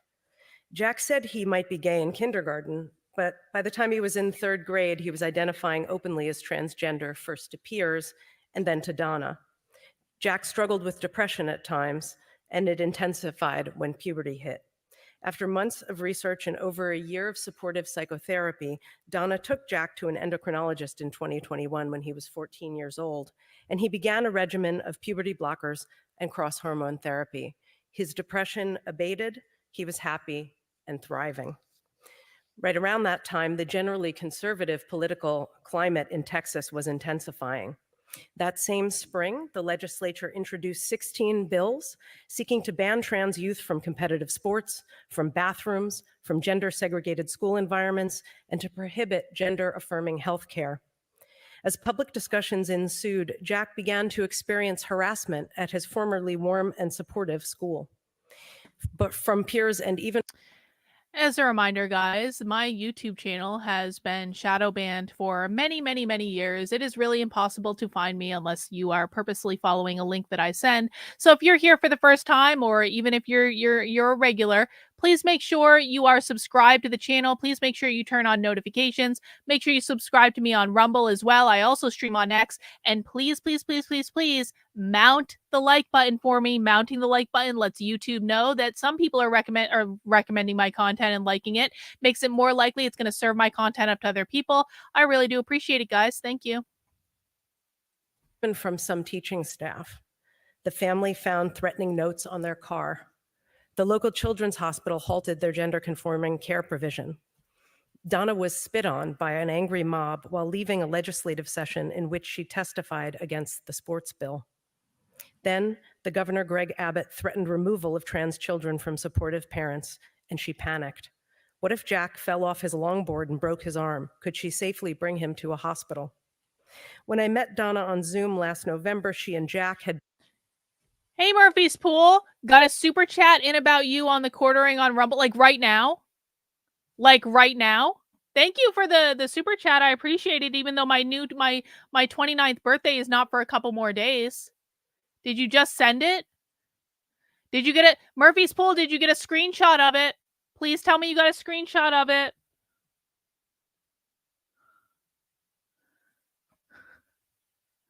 Is he live right now? He is live right now. Let me see. I want to see the chat. Hang on. Hang on. Let me bring this over here.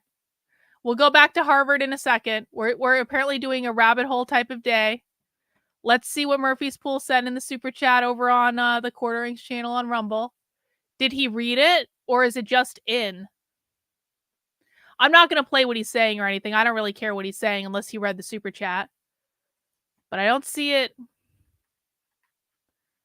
I don't see it in the chat. Can I go back? Can I go back further in the chat? Oh, I guess I can't see it in the chat. Why can't I see the super chats? Oh, we put it in my DMs? Hang on. Okay, hang on. Hang on.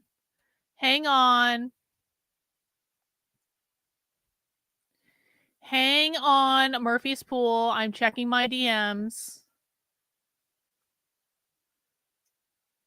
There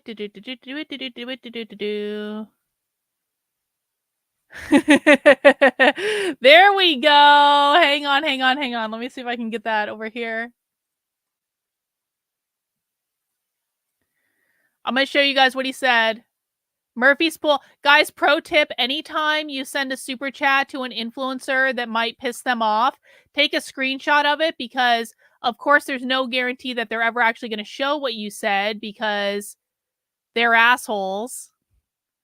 Murphy's Pool says, why do you keep calling Dr. Carlin Borisenko a nut job? She does actual journalism exposing the far left. She's infiltrated 3 major socialist events with Antifa present. What have you done, asshole? Everyone, give a round of applause for Murphy's Pool. We love you, Murphy's Pool. Thank you for your support. I love you. All right, back to the they, them. We have important business here. If anyone else wants to send super chats to Jeremy in honor of my birthday, I'm not going to say no. I'm not going to say no. Murphy's Pool's super chat had just the right tone, just the right amount of righteous indignation. Thank you, Murphy's Pool. Appreciate you. Been living in a Colorado neighborhood for almost 4 months. Jack was 16, nearing the end of his first semester at a new school, and they were both trying to adjust to life hundreds of miles from Jack's father, stepfather, and brother. He liked his new school. He appeared for a moment in the Zoom frame while Donna and I were talking. He smiled at me and he ran his hand through his hair. He was on his way to the zoo with friends.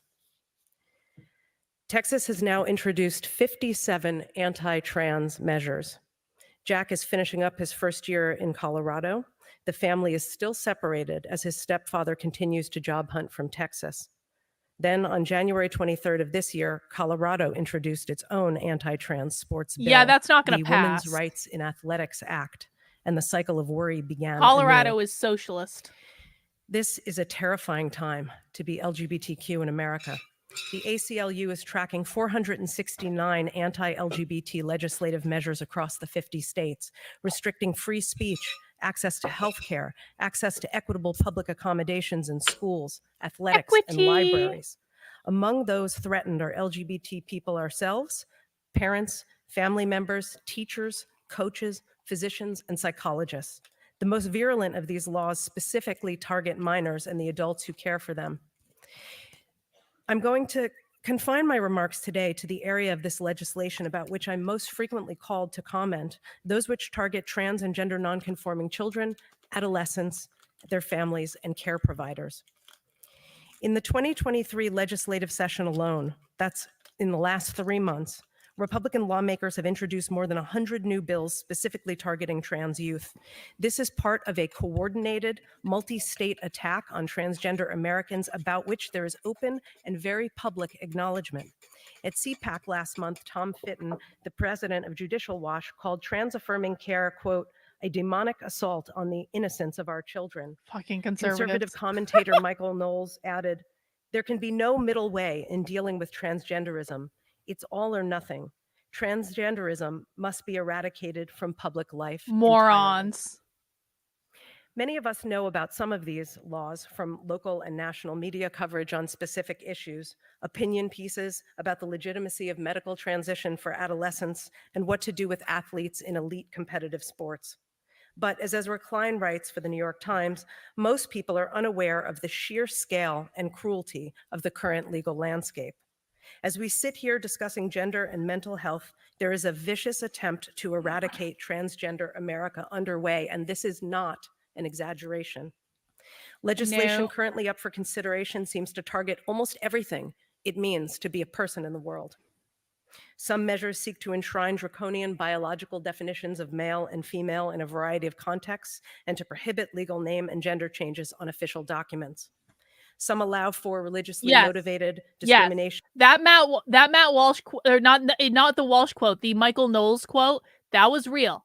Michael Knowles completely effed up, and they will use that quote against the right forever and ever and ever and ever and ever.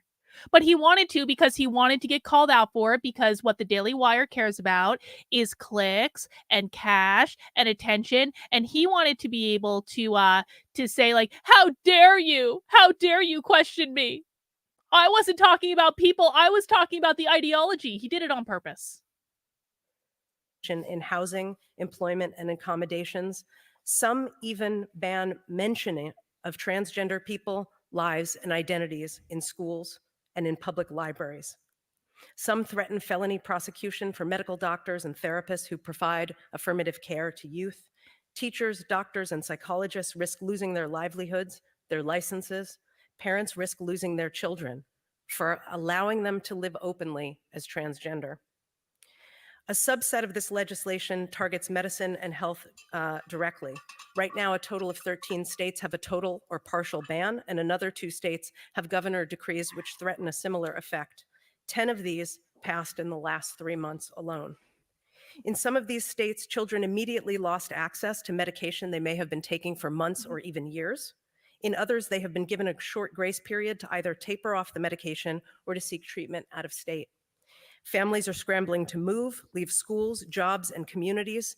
They are crossing state lines for care for which they must pay out of pocket. Some are considering black market options despite having health insurance that covers the medications they need in other states. You can read about these bans in every major newspaper.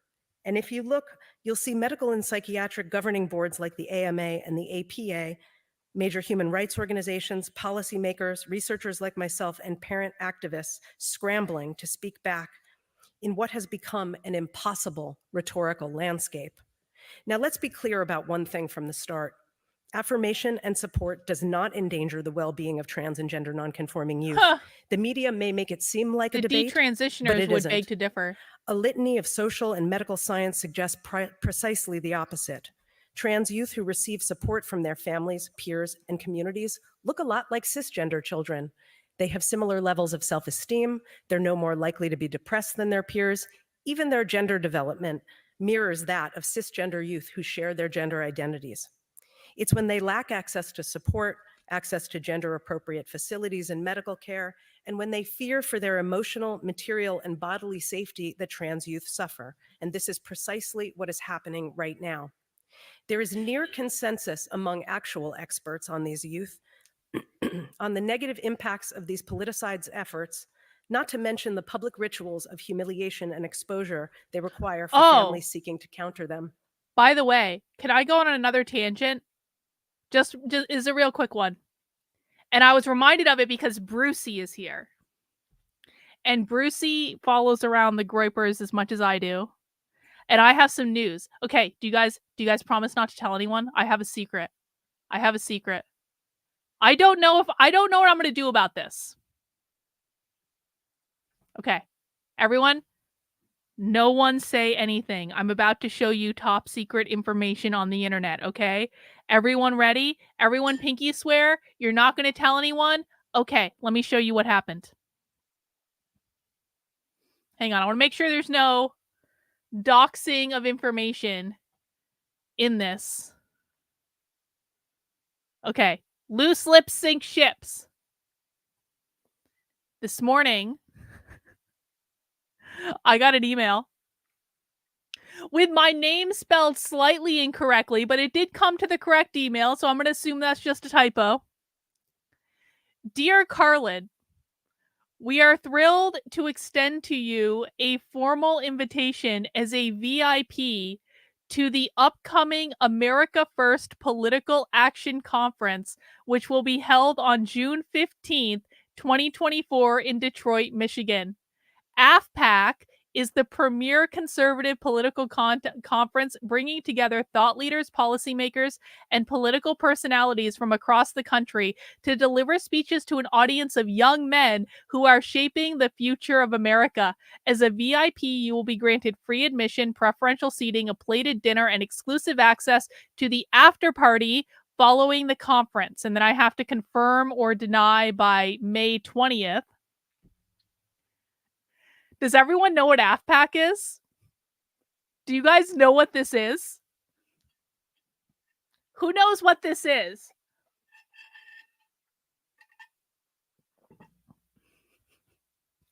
Who is AFPAC? Who is AFPAC? Who is it? Someone say it in the chat. Who is it?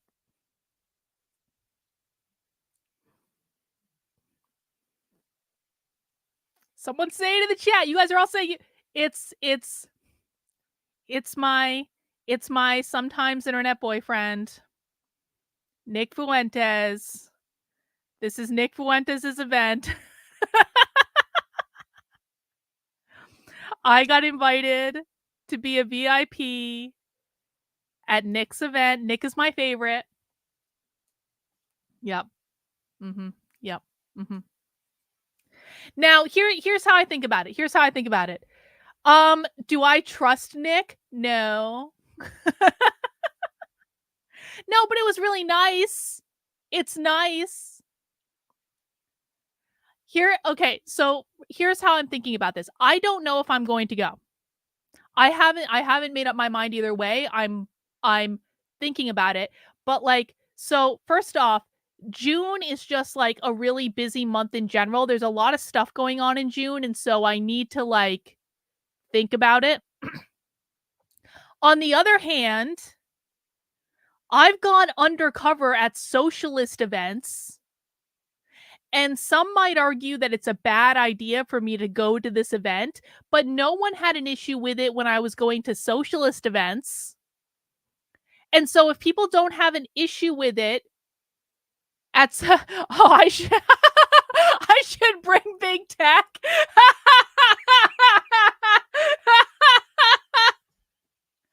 I don't think that's a good idea. I don't think that's a good idea at all. But that would be funny. Oh my God, that would be...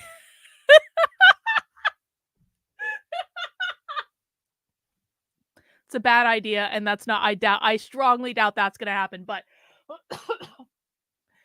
But... Yeah, I bet... I told him about this. He hasn't responded yet. I did send him a message saying, look what I got. Maybe I should be like, will you be my +1 to AFPAC?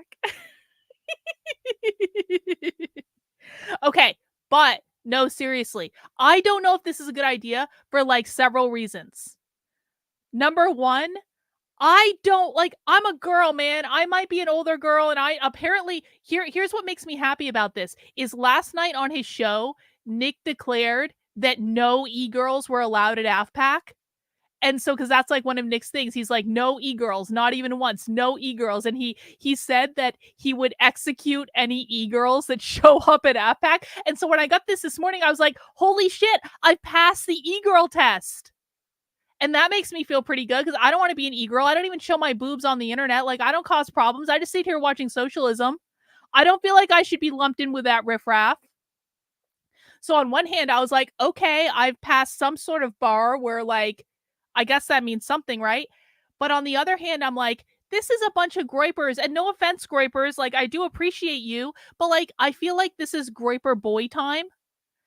And I feel like I don't know how I would fit in to a scenario where it's like groyper boy time, where they're all doing boy things and they just want to be around the other groypers. And like, I don't know. I don't know how that would go. I feel like I would be awkward. I feel like I would be out of place. I feel like, I don't know. So, but on the other hand, I would actually like to meet Nick. I think that would be interesting. But on the other hand, I don't know if this is a good idea and if it would get in the way of, like, the stuff that I'm doing. Because it's not that, like, I don't have an appreciation for Nick. Obviously, I have an appreciation for Nick, but I also really disagree with a lot of the things that Nick says and does. Like, even when it's funny, because some of the things he says and does are funny. But, like, I also, and I just don't, I don't want to be paid with that, man. I don't want to be paid with it. And I don't mean any offense by that, but, like, I have important things that I want to do, and I don't want the fact that I went to an event to, like, even if I publicly state that I don't agree with everything that Nick Fuentes says and does, like, I don't want to be paid with that. Also, June is a really busy month, and even though it's just Detroit, it's a relatively easy trip, but it is Detroit. Like, I don't know if I'm actually available for it. So I got to think about it. But it was very nice to get the email. And I feel like I'm a girl invading the boys' treehouse. That's kind of like what it is. It's like, I respect man time. I respect man spaces. I don't want, like, if I'm doing something with people, like, not that I do a lot of things with women because women annoy the shit out of me, but, like, I grew up hanging out with the boys. Like, I know what it's like to hang out with the boys, and I know that the boys also sometimes need boy time or man time where they're not around girls. Even if they're cool girls, even if they like the girls, boys need boy time. And so I'm respectful of that. I don't need to, like, be clingy on boys I hang out with. But it is just one, I don't know. I'm having all sorts of emotions. I'm having all sorts of feelings. I have to consult with Big Tech to see what he would say. I have to consult with Joshua to get his opinion. I have to think about it. But it was very nice to be asked. I want to tell you guys about it. Yay, Nick. Yay, Nick. Yes, we will. I'm going to form, here's what's going to happen. I'm going to form an advisory committee with Joshua and Big Tech and a few other trusted comrades, not to be confused with comrades, and we're going to decide if I should go to AFPAC. That's how that's going to work. We're going to take a vote. Anyway, let's get back to this. Focus. Conservative politicians know that political orientation is a proxy for perspective on trans acceptance, making trans youth an expedient vehicle for showcasing one's conservatism. This is most evident when you consider that the proposed bills and government mandates contravene the public advice of every major medical and psychiatric governing board in the United States. Because I have a microphone and because you have to listen, here are the facts. Trans people in both red and blue states suffer disproportionate poverty, unemployment, homelessness, violence, family rejection, discrimination, and exclusion, and the predictable emotional and psychiatric effects of what we've been talking about today, minority stress. Affirmative medical and psychiatric care can dramatically improve the psychological health of both transgender youth and adults. For example, For trans youth aged 13 to 20, gender-affirming care, including puberty blockers, hormones, and associated psychological supports, reduce rates of moderate and severe depression by 60% and suicidality by 73% in as little as 12. Wait, can you guys not see the video? The video's playing. Is the video playing? Can you guys see it?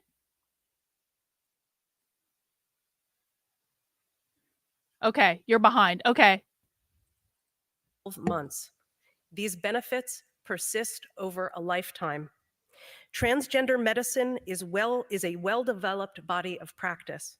Puberty blockers are safe, and they have been used on children since the late 1960s. We know exactly how they work. Hormone therapy allows adolescents with cross-gender identities to experience puberty alongside their cisgender peers. An international medical consensus supports social transition for young trans-identified youth and age-appropriate medical transition for transgender-identified adolescents. There are a small number of detractors. It's not a debate. In the words of the editors of Scientific American, quote, "These anti-trans bills are also anti-science." What's more, trans youth themselves are watching this happen. Children are not unaware of both interpersonal enactments and structural disadvantage. They are salient features of social life for youth, things they think about, talk about, and worry about. They set the conditions within which they can imagine livable lives for themselves. We are doing irreparable harm. Finally, and this is something I've been thinking about a lot this year, these bills are designed to do more than silence transgender lives. They are designed to make it rhetorically impossible to simply assume that transgender people, particularly trans and gender nonconforming youth, have a basic right to exist, to be loved, and to participate openly in their communities. Part of how homo and cissexism work, homosexism? What is homosexism? That'll be my next book. Because it does exist, actually. Okay. Part of how hetero and cissexism work is to set the contours of public debate. LGBT Americans, our families, our service providers must constantly struggle to legitimate our realities in the eyes of others, most consequentially, in the eyes of those who seek to prohibit, prescribe, and punish LGBTQ ways of living. This requires us to sit in an always responsive position to a discourse that seeks as its open and explicit mission to harm us. As a sociologist who studies gender and sexual diversity in a very broad sense, I have repeatedly stalled newer projects to assist families in conflict with schools, communities, and care providers. I've been called in to do crisis management in schools and corporations. I've been approached to publish opinion pieces arguing for the same positions publicly held by medical and psychiatric organizations, to produce the penultimate string site to support the idea that the identities of trans and gender nonconforming youth are valid, that they're unlikely to change, that they are just like the other sets of feelings, desires, and self-understandings young children can absolutely know they have, that affirmative medical and psychiatric care is the only appropriate and responsible option, and that literal decades of literature demonstrates both the social success of transitioned youth and the absolutely catastrophic emotional, educational, social tolls of non-acceptance. This is settled science that can be unsettled anew by anyone seeking to bolster a conservative political persona. This conversation is infinitely renewable, and I fear an endless hamster wheel ahead of all of us. This is not merely a waste of emotional and material resources. It forestalls continued work on the nuances of affirmative care.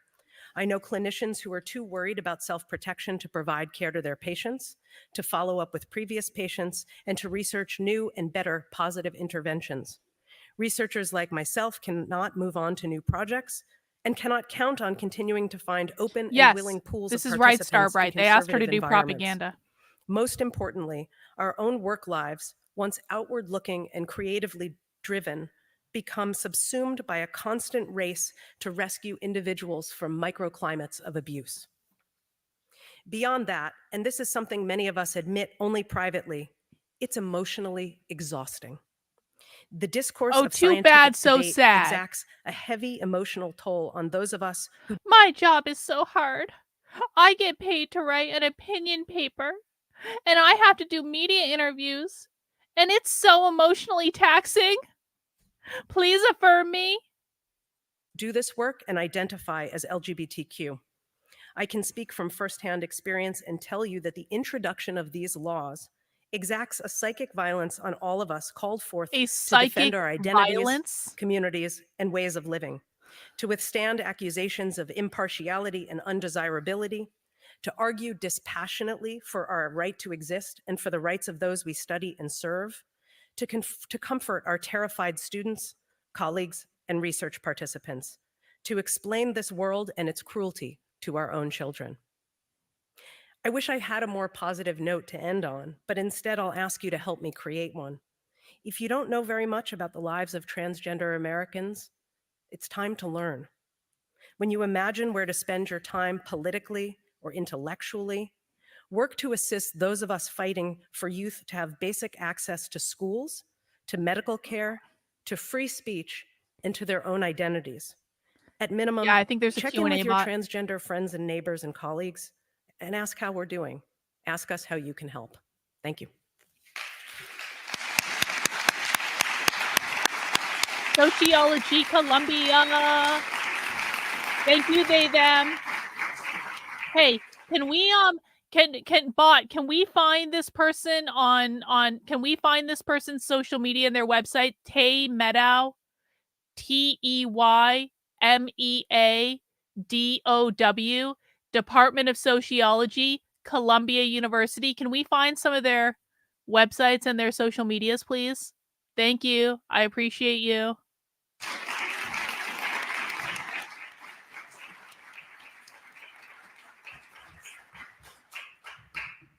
Thank you for that really important talk. Okay, so we've had 3 very compelling presentations, and at this point, I wanted to Look at that just bot right in there. begin to have a bit of a discussion with our 3 speakers. And Hang on, let's take a quick gander at Tay's Columbia website. Let's just look at this real quick.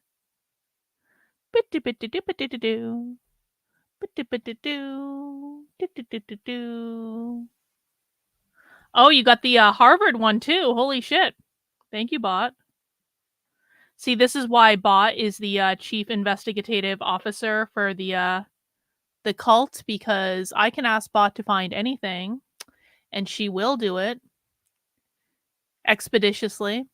Oh, and their proper website, bot. Shit. Yo, hi, Tay. Hi. It's nice to meet you, Tay. Let's see. Here's their proper website. Tay Meadow is an associate professor of sociology at Columbia University, where she teaches courses on gender, sexuality, queer theory. I'm surprised she's a she, to be honest. I thought she was going to be a they, them. Queer theory, qualitative methodology, law, and the analytics of risk and uncertainty. Trans kids. Oh, she wrote a book literally called Trans Kids. Okay. Praised by NPR. That's nice. That's nice. Published in 2018. Queer Methods. She also wrote a book called Other Please Specify, Queer Methods in Sociology. Probably forces students to buy that book. Articles. Bitty-bitty-doo. All right, nothing really crazy there. Let's go back to Columbia. Let's see. Twitter. Hello, Tay. Hello. Hello.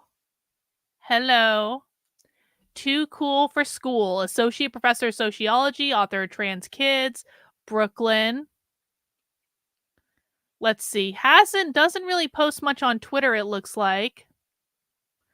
Yo, I worked at New Hampshire Public Radio back in the day. I could have told people. In fact, I did tell people this. Can I Public radio is fucked up, man. I worked for public radio for like 2 years and they were the longest 2 years of my life. Sucked real bad. Anyway, let's see. I wonder what Tay says about capitalism. Let's see. Capitalism. Maybe that didn't need to be all caps, but okay. Oh, Tay's never said anything about capitalism.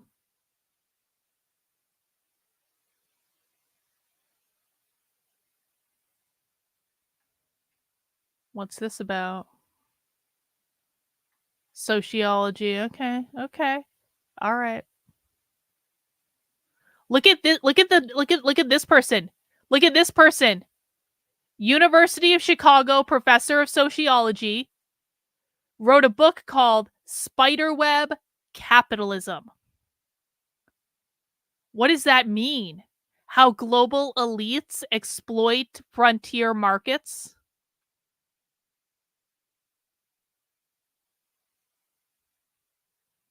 All right. We'll look into you more later, Tay. Don't worry about it. We're not going to forget about you, just like I didn't forget about Kate Slater. I might take a break every now and again, but I never forget anything. I am a savant when it comes to socialism. I always come back to it. And I think what I'll do, because Tay, your talk was so powerful, is sort of think about Moon and Tay's talks and consider how we can vision a context in which trans youth can grow up and see themselves as having happy lives and feeling loved and fulfilled. Look, the Native American lady is like, no one cares about the Native American children. I was reminded of this very small, this is random, line in a chorus line when they were, talking about this part. They all wanted to get a part in the play, and there was a gay man, and he just said he was so sad when he realized he was gay because it meant he would have to be a bum for the rest of his life. And that, like, I don't know, all these years that quotation stuck out to me, and I feel like there's a line there with what Tay was talking about, and that is children are listening, and it's important to consider how we talk and how we make sure that they can envision a wonderful life for them.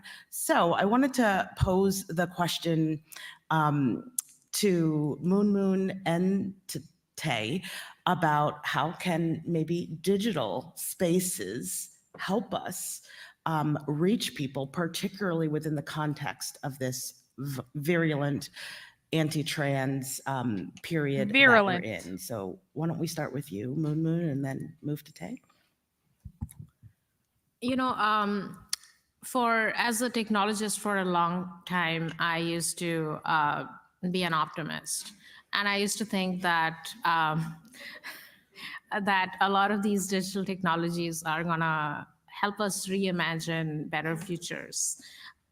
I'm no longer as much of an optimist anymore. But that said, I think we have work cut out for us going forward in terms of we now understand that there are good things that these digital spaces can offer when it comes to marginalized folks like trans folks, like LGBTQ plus folks. But we also have work to do in terms of mitigating harms. And this cannot be, work of one set of stakeholders. We have to all work together to make that happen. We have evidence, and Jay was talking about the science that is behind a lot of these. It's backed by science that these It's the individuals science. can go Trust to the social science. media and online platforms and find support. And there is also evidence that when they do that, sometimes they're harassed and trolled, and their experiences dismissed by others. So the question for us is that how do we amplify the Yeah, this makes sense. This makes sense. Bro, this is not what a Gnostic sounds like. If you've bought into James Lindsay's absurd notion about the Gnostic sex cult, you need to stick around, because this has literally nothing to do with Gnosticism. James Lindsay made all that up. James Lindsay doesn't understand what Gnosticism is. He lied to a lot of people. I'm very sorry you were taken in by it, but literally nothing that we're watching right now has anything to do with Gnosticism at all. And guys, this is why I rail on James Lindsay so much, because he is lying to people. People don't know that. This is not this person's fault. This is James Lindsay's fault for being grossly irresponsible. Anyway, back to this. Yeah, I figured that AFPAC was scheduled around something Turning Point was doing. So that kind of makes sense, that AFPAC was scheduled around a Turning Point thing. positive features of these digital spaces together with a multi-stakeholder approach, and what can we do to mitigate those harms?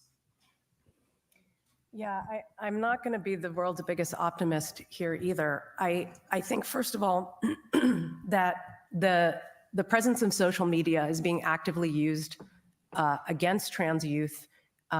There are a lot of, when discussions happen in state legislatures around these measures, one of the contentions is that trans identities and gender nonconforming identities in youth are a byproduct of social contagion, and that the internet is the major producer of trans identities in youth. And this is not true. But it's difficult because we all know, anybody who has, I have an adolescent child myself, and it's not true. The internet is not a safe place for anybody, right? The more you say on the internet, the more likely you are to be abused by someone somehow. And ultimately, I think that our primary targets have to be the adults that are constraining the possibilities for trans youth to live openly. And that's really where we need to be putting our time and attention, is making it no longer acceptable to make these sorts of allegations, right? Trans youth will create worlds for themselves. They've been doing it for generations. We just need to get people off their backs. So she wants to censor people's speech, is what I'm hearing?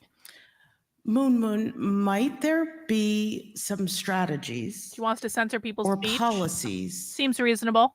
That offer a framework for oversight of digital media in a way that changes the conversation. And I don't know what that looks like, but some basic, you can't lie about this form of medical treatment. Is there anything on the horizon?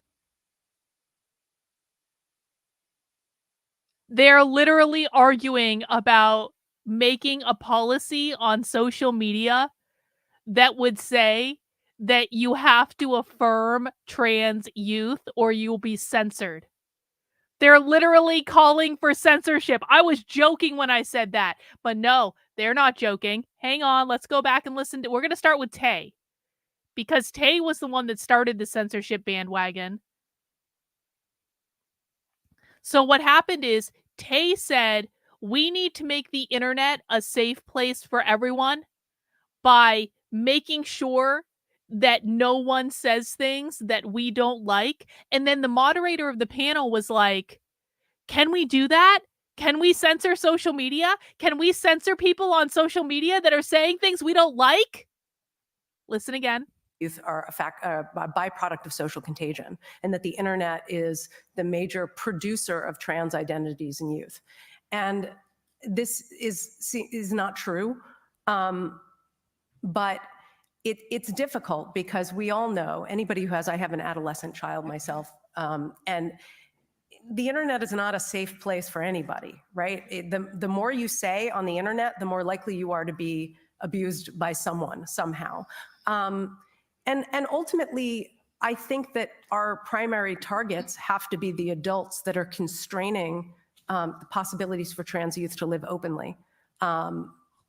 And that's really where we need to be putting our time and attention, is making it no longer acceptable to make these sorts of allegations, right?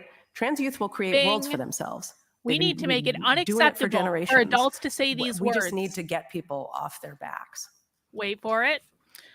Moon, might there be some strategies or policies that offer a framework for oversight of digital media, social media, in a way that changes the conversation? And I don't know what that looks like, but some basic, you can't lie about this form of medical treatment. So you can't speak out against, they want to create policies saying you can't speak out about medicalizing trans kids on social media, or we're going to censor you. This person is a professor at Johns Hopkins University. This person is a professor at Georgia Tech. This person is a professor at Columbia University. This is a panel hosted at Harvard University in less than a year ago, 2023, calling for the censorship of anyone that objects to medicalizing kids to change their gender on social media. Is there anything on the horizon that would change the game like that? Thank you for that very important question. I think first and foremost, we need to think about what can hold a lot of these tech social media platforms accountable to keeping these digital spaces safe. Holy shit. Currently, we don't have any sort of, oversight to make sure that indeed happens, and we have left it up to the companies to decide what they do at all, if at all, for harmful content that a lot of these populations experience online. I think top-down policy is a potential path forward, and there are many suggestions that I have Top-down heard from policy, scholars censorship, across the board, like what we did for tobacco companies years ago in terms of it coming with a disclaimer. So one idea could be to have disclaimers in using these platforms that can highlight these harms.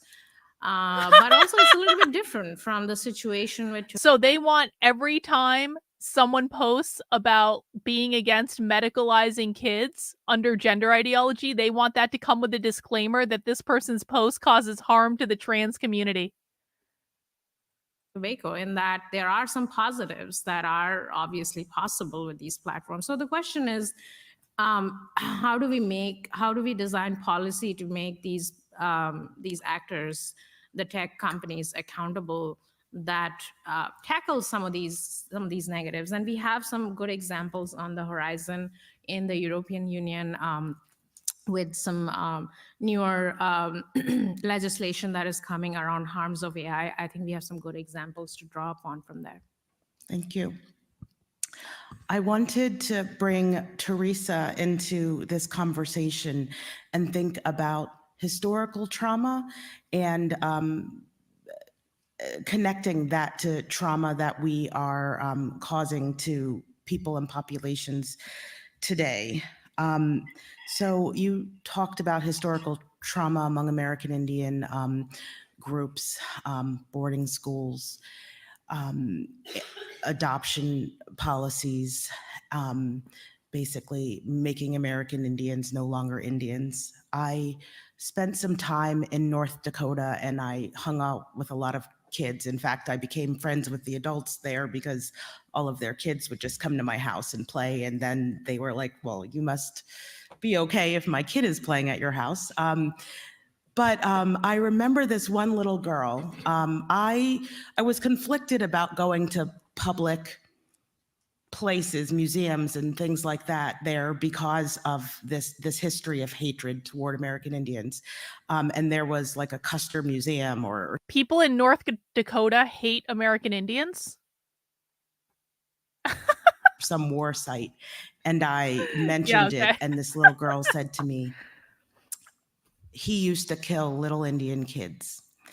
And that, I thought, was some iteration of something she must have heard over time from parents and grandparents.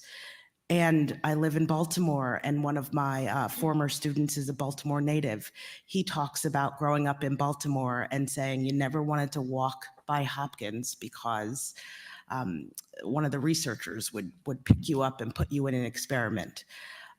So I feel like young people hear all of this trauma. Children are listening, as Tay mentioned. And I wanted to hear about what are some policies to repair some aspects of those historical traumas, and what kind of initiatives should people be thinking about, advocating for, and knowing about?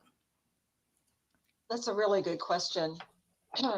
And glad that you are in North Dakota. That's where I began teaching when I was a young person. And my daughter's enrolled on the Turtle Mountain Chippewa Reservation, Turtle Mountain Chippewa tribe.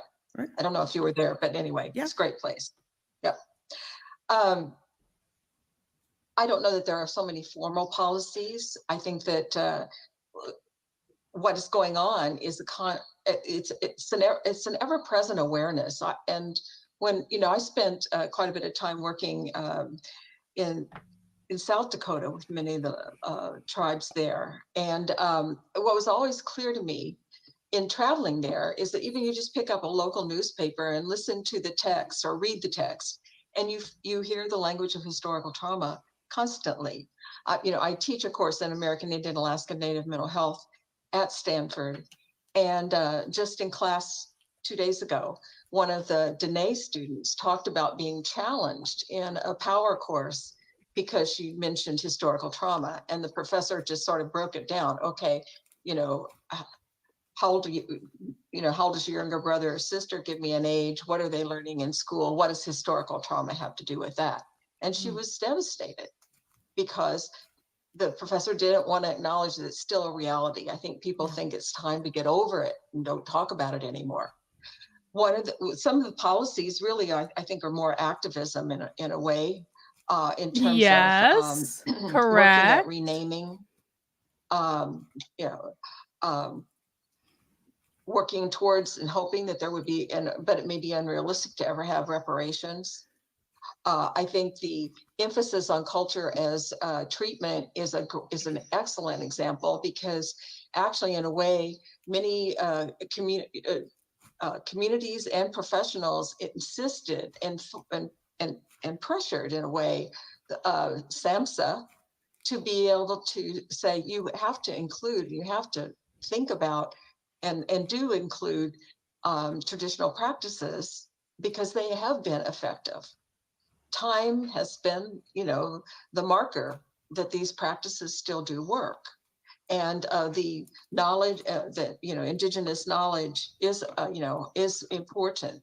And we don't always have to go, be bow to the requirement of I just want to say right now, Yasmin must be behind on the stream, because Yasmin, and I love and adore Yasmin, and we're going to get to this. She's going to get to this point later in the stream and she's going to love it.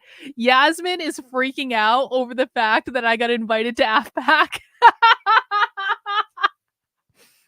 And I love that Yasmin is freaking out over the fact that I got invited to AFPAC.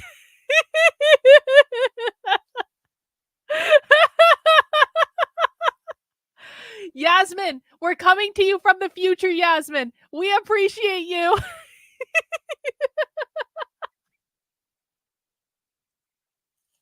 evidence-based interventions designed on mainstream society as being, the guide for our interventions. Yeah. And so, you know, if you don't want to support our traditional practices, then, you know, we don't really need to be engaged in this partnership. And I've seen a big change in terms of more openness to help support the collaboration between more traditional practices and you know, what we know about many interventions. So I think some of it is really the work of constantly having a voice and asserting it, and really struggling against mechanisms that are, you know, really would rather overlook and forget that Native people exist. So I'm not a legal scholar, so I can't really say that, but certainly all the work that we're trying to do around awareness for the rights of Native children in light of the Supreme Court, you know, case that's being decided upon at this time is another good example. So I think that'd be the best way to answer it. It's just ongoing reminders that this is, even though it's historical, there's still contemporary trauma, and a lot of the contemporary trauma is exacerbated by people that want to ignore the historical. Absolutely. The worrying about, I don't know, reverse racism becomes more important than actual racism. That's an issue. I do love the mantra culture as prevention. I think it, in my mind, reflects the idea of Black Lives Matter and pride in queer communities, survival and community. And I think I wonder if these before people we think turn queer to people audience are considered questions, white. which I'll do in just a second, I thought, Tay, perhaps you wanted to take a moment and see if, and just talk if there is anything in the, you know, culture heals, culture is prevention framework that maybe resonates with you in terms of your work with trans youth. Yeah, I mean, I love that question. It really does. And I think, you know, many of us who are queer came into community with deep joy at a certain point and realized that there were different ways of living and being than we had experienced as children that felt authentic, that felt like places we could bring our whole selves. And imagine how sad and scary it is to look at trans youth, to look at queer youth, and to think, if I tried to bring this child into an adult queer space, what would that look like, right? What would that look like to people for whom queer lives are invalid? You know, so we imagine that we can just share culture with children, but you can't go see Drag Queen Story Hour in many states in this country anymore. We are hiding That's a queer shame. adults from children. We are hiding trans Yeah. adults from children. We are Yeah. hiding livable lives from children who need to be seeing and experiencing them. And Michael Warner wrote about this, you know, 25 years ago in a book called The Trouble with Normal, that the way that heteronormativity works is to make queer lives unthinkable, to have children grow up in a context in which those ways of living, it's not just that they're prohibited, it's that they're made to not exist. And so each individual child lives with a sense of inarticulate difference until they can come into community, until they can come to see the things that they think and feel represented in happy, successful, loved adults. So I really believe that this mantra, you know, applies. And I also see the structural and political barriers to achieving them as being particular in the case of queer and trans kids, right? Because we can't bring something that is seen as sexual into contact with children. Yes. Right? It must be hidden. It must be unspoken or unspeakable. I'm glad you understand, Columbia. Yes. Thank you. Okay, You should so not. I'm going to move to audience questions. I love how, like, the righteous indignation behind, I just don't understand why you can't bring something sexual within the vicinity of children. What? Like, did she hear herself? Hang on, let's listen to this again.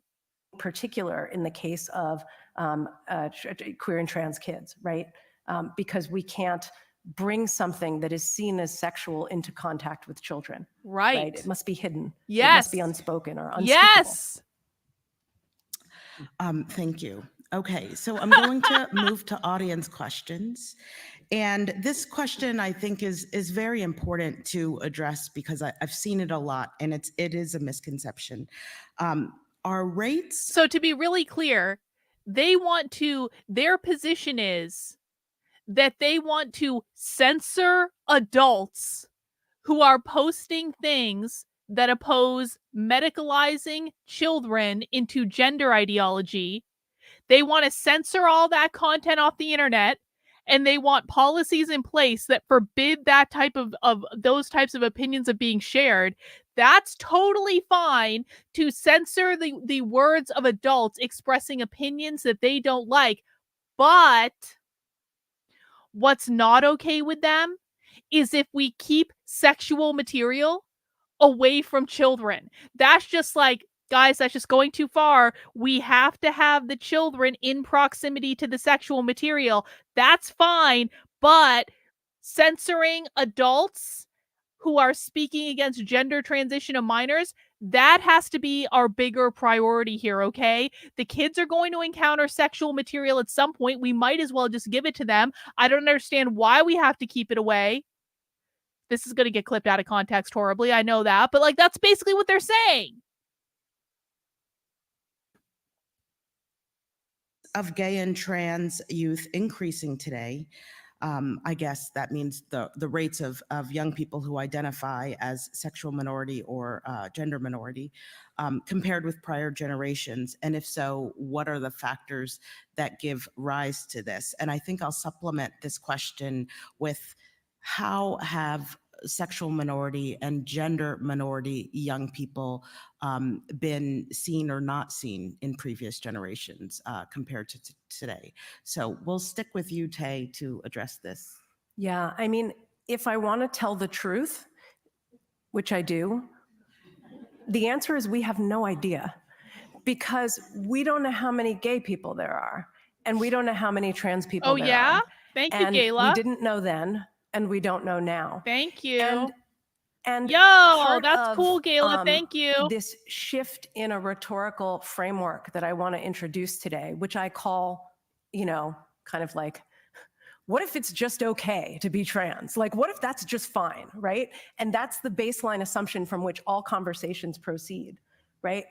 Then we can acknowledge all of the nuances of the complexity of gender and sexual identities in life, the assumption that they're going to remain static over a life course. So I think about Lisa Diamond's work, the psychologist, on women's sexual fluidity, and the ways in which sexual orientation, desires, identities can shift over the life course, that actually happens to a predictable number of people. How many? We don't know, right? So I think that, it's kind of like the allegations that children with gay parents are more likely to be gay. And so we're supposed to say no, right? Because we're supposed to assume that there's a predictable number of homosexuals in the world that are going to be homosexual, and so we can't make more, right? And we wouldn't because that's like a suboptimal outcome. I think being gay is great. It's really worked out for me. So I don't know about that assumption, but I also would say, like, of course there are, because they live in a landscape in which this is a possibility. And I think that this is what conservatives are so afraid of, that if we say it's okay to be trans, that trans people will actually live. And so, we really can't know. My tongue-in-cheek answer is I hope so. So this is just a note to folks who are sending in questions. Hang on. Nuru2 asks, has there been any updates on Advil's project to make pain equitable? Yeah, I don't know about that, Nuru2. I just saw that display in Target. I have no idea, but that's something good to look into. I appreciate the super chat.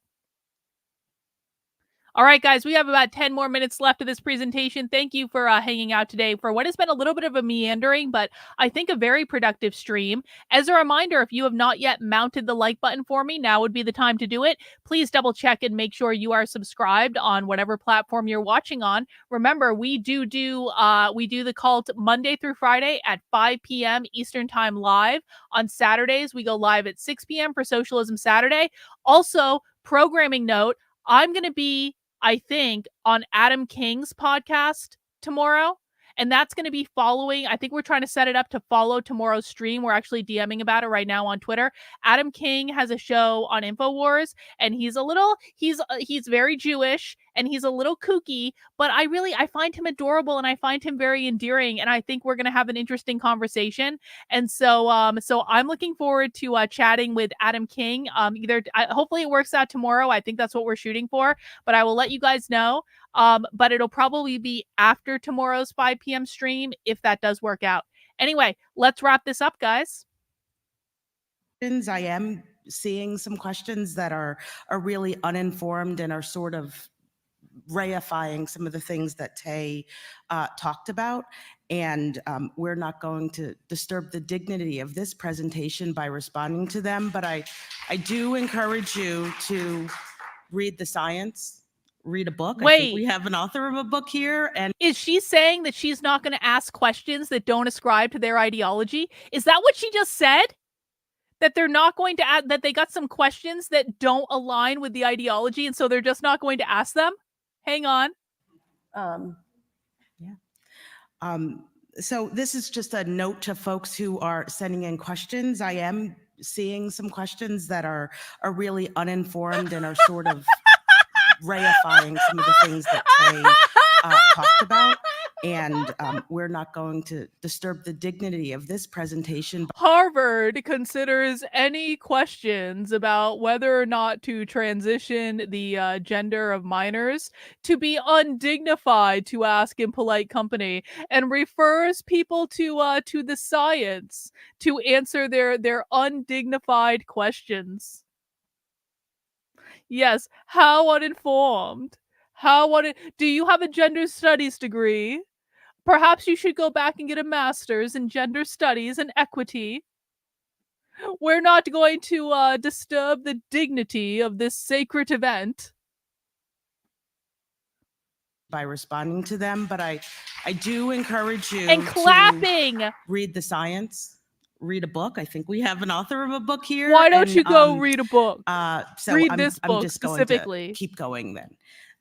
So what I would also like to do is bring Moon Moon into this conversation, and Teresa a bit, and talk about climate change and just this idea of indigenous communities, fossil fuels, conservation, and the digital-based activism that's been going on there.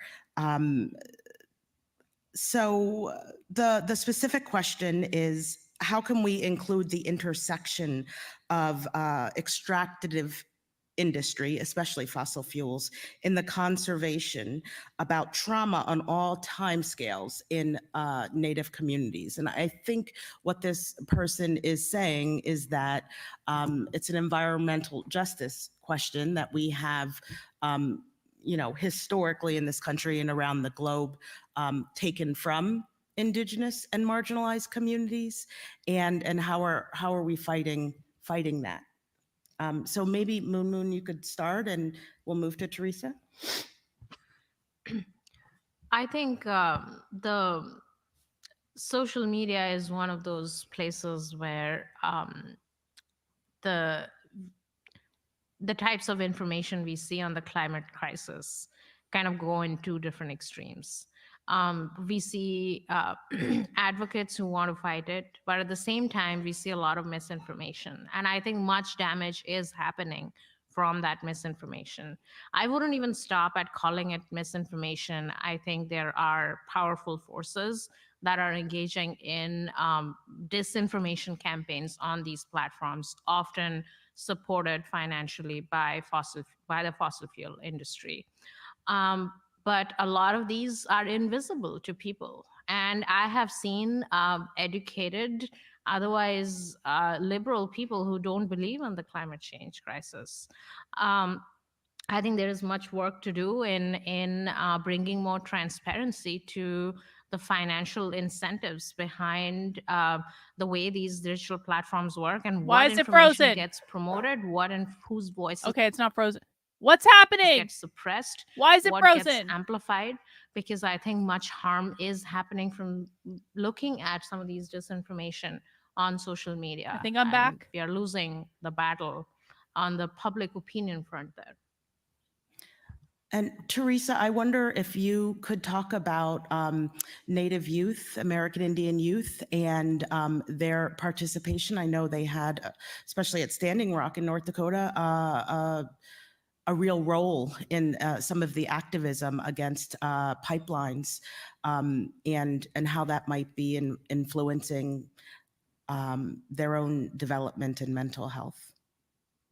Oh, well, thank you for that question. I think I'd like to just respond to your first question. Sure, please. About True. about the in terms of environmental issues and the extraction of and destruction of land and how this affects gender.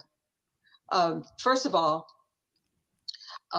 just in terms of the thinking and ways of knowing, the land is always referred to as Mother Earth, and the land is sacred. And so the effort in fracking and these pipelines and this kind of work is, attacking women, it's attacking Mother Earth. And it's very real in terms of the impact that it's had on missing and murdered Indigenous relatives. We used to say missing and murdered Indigenous women, but now we're more open and think, because we know that it affects, not only women in terms of the exploitation of women and the death of women, and how this is affecting the mental health of all people, Native people.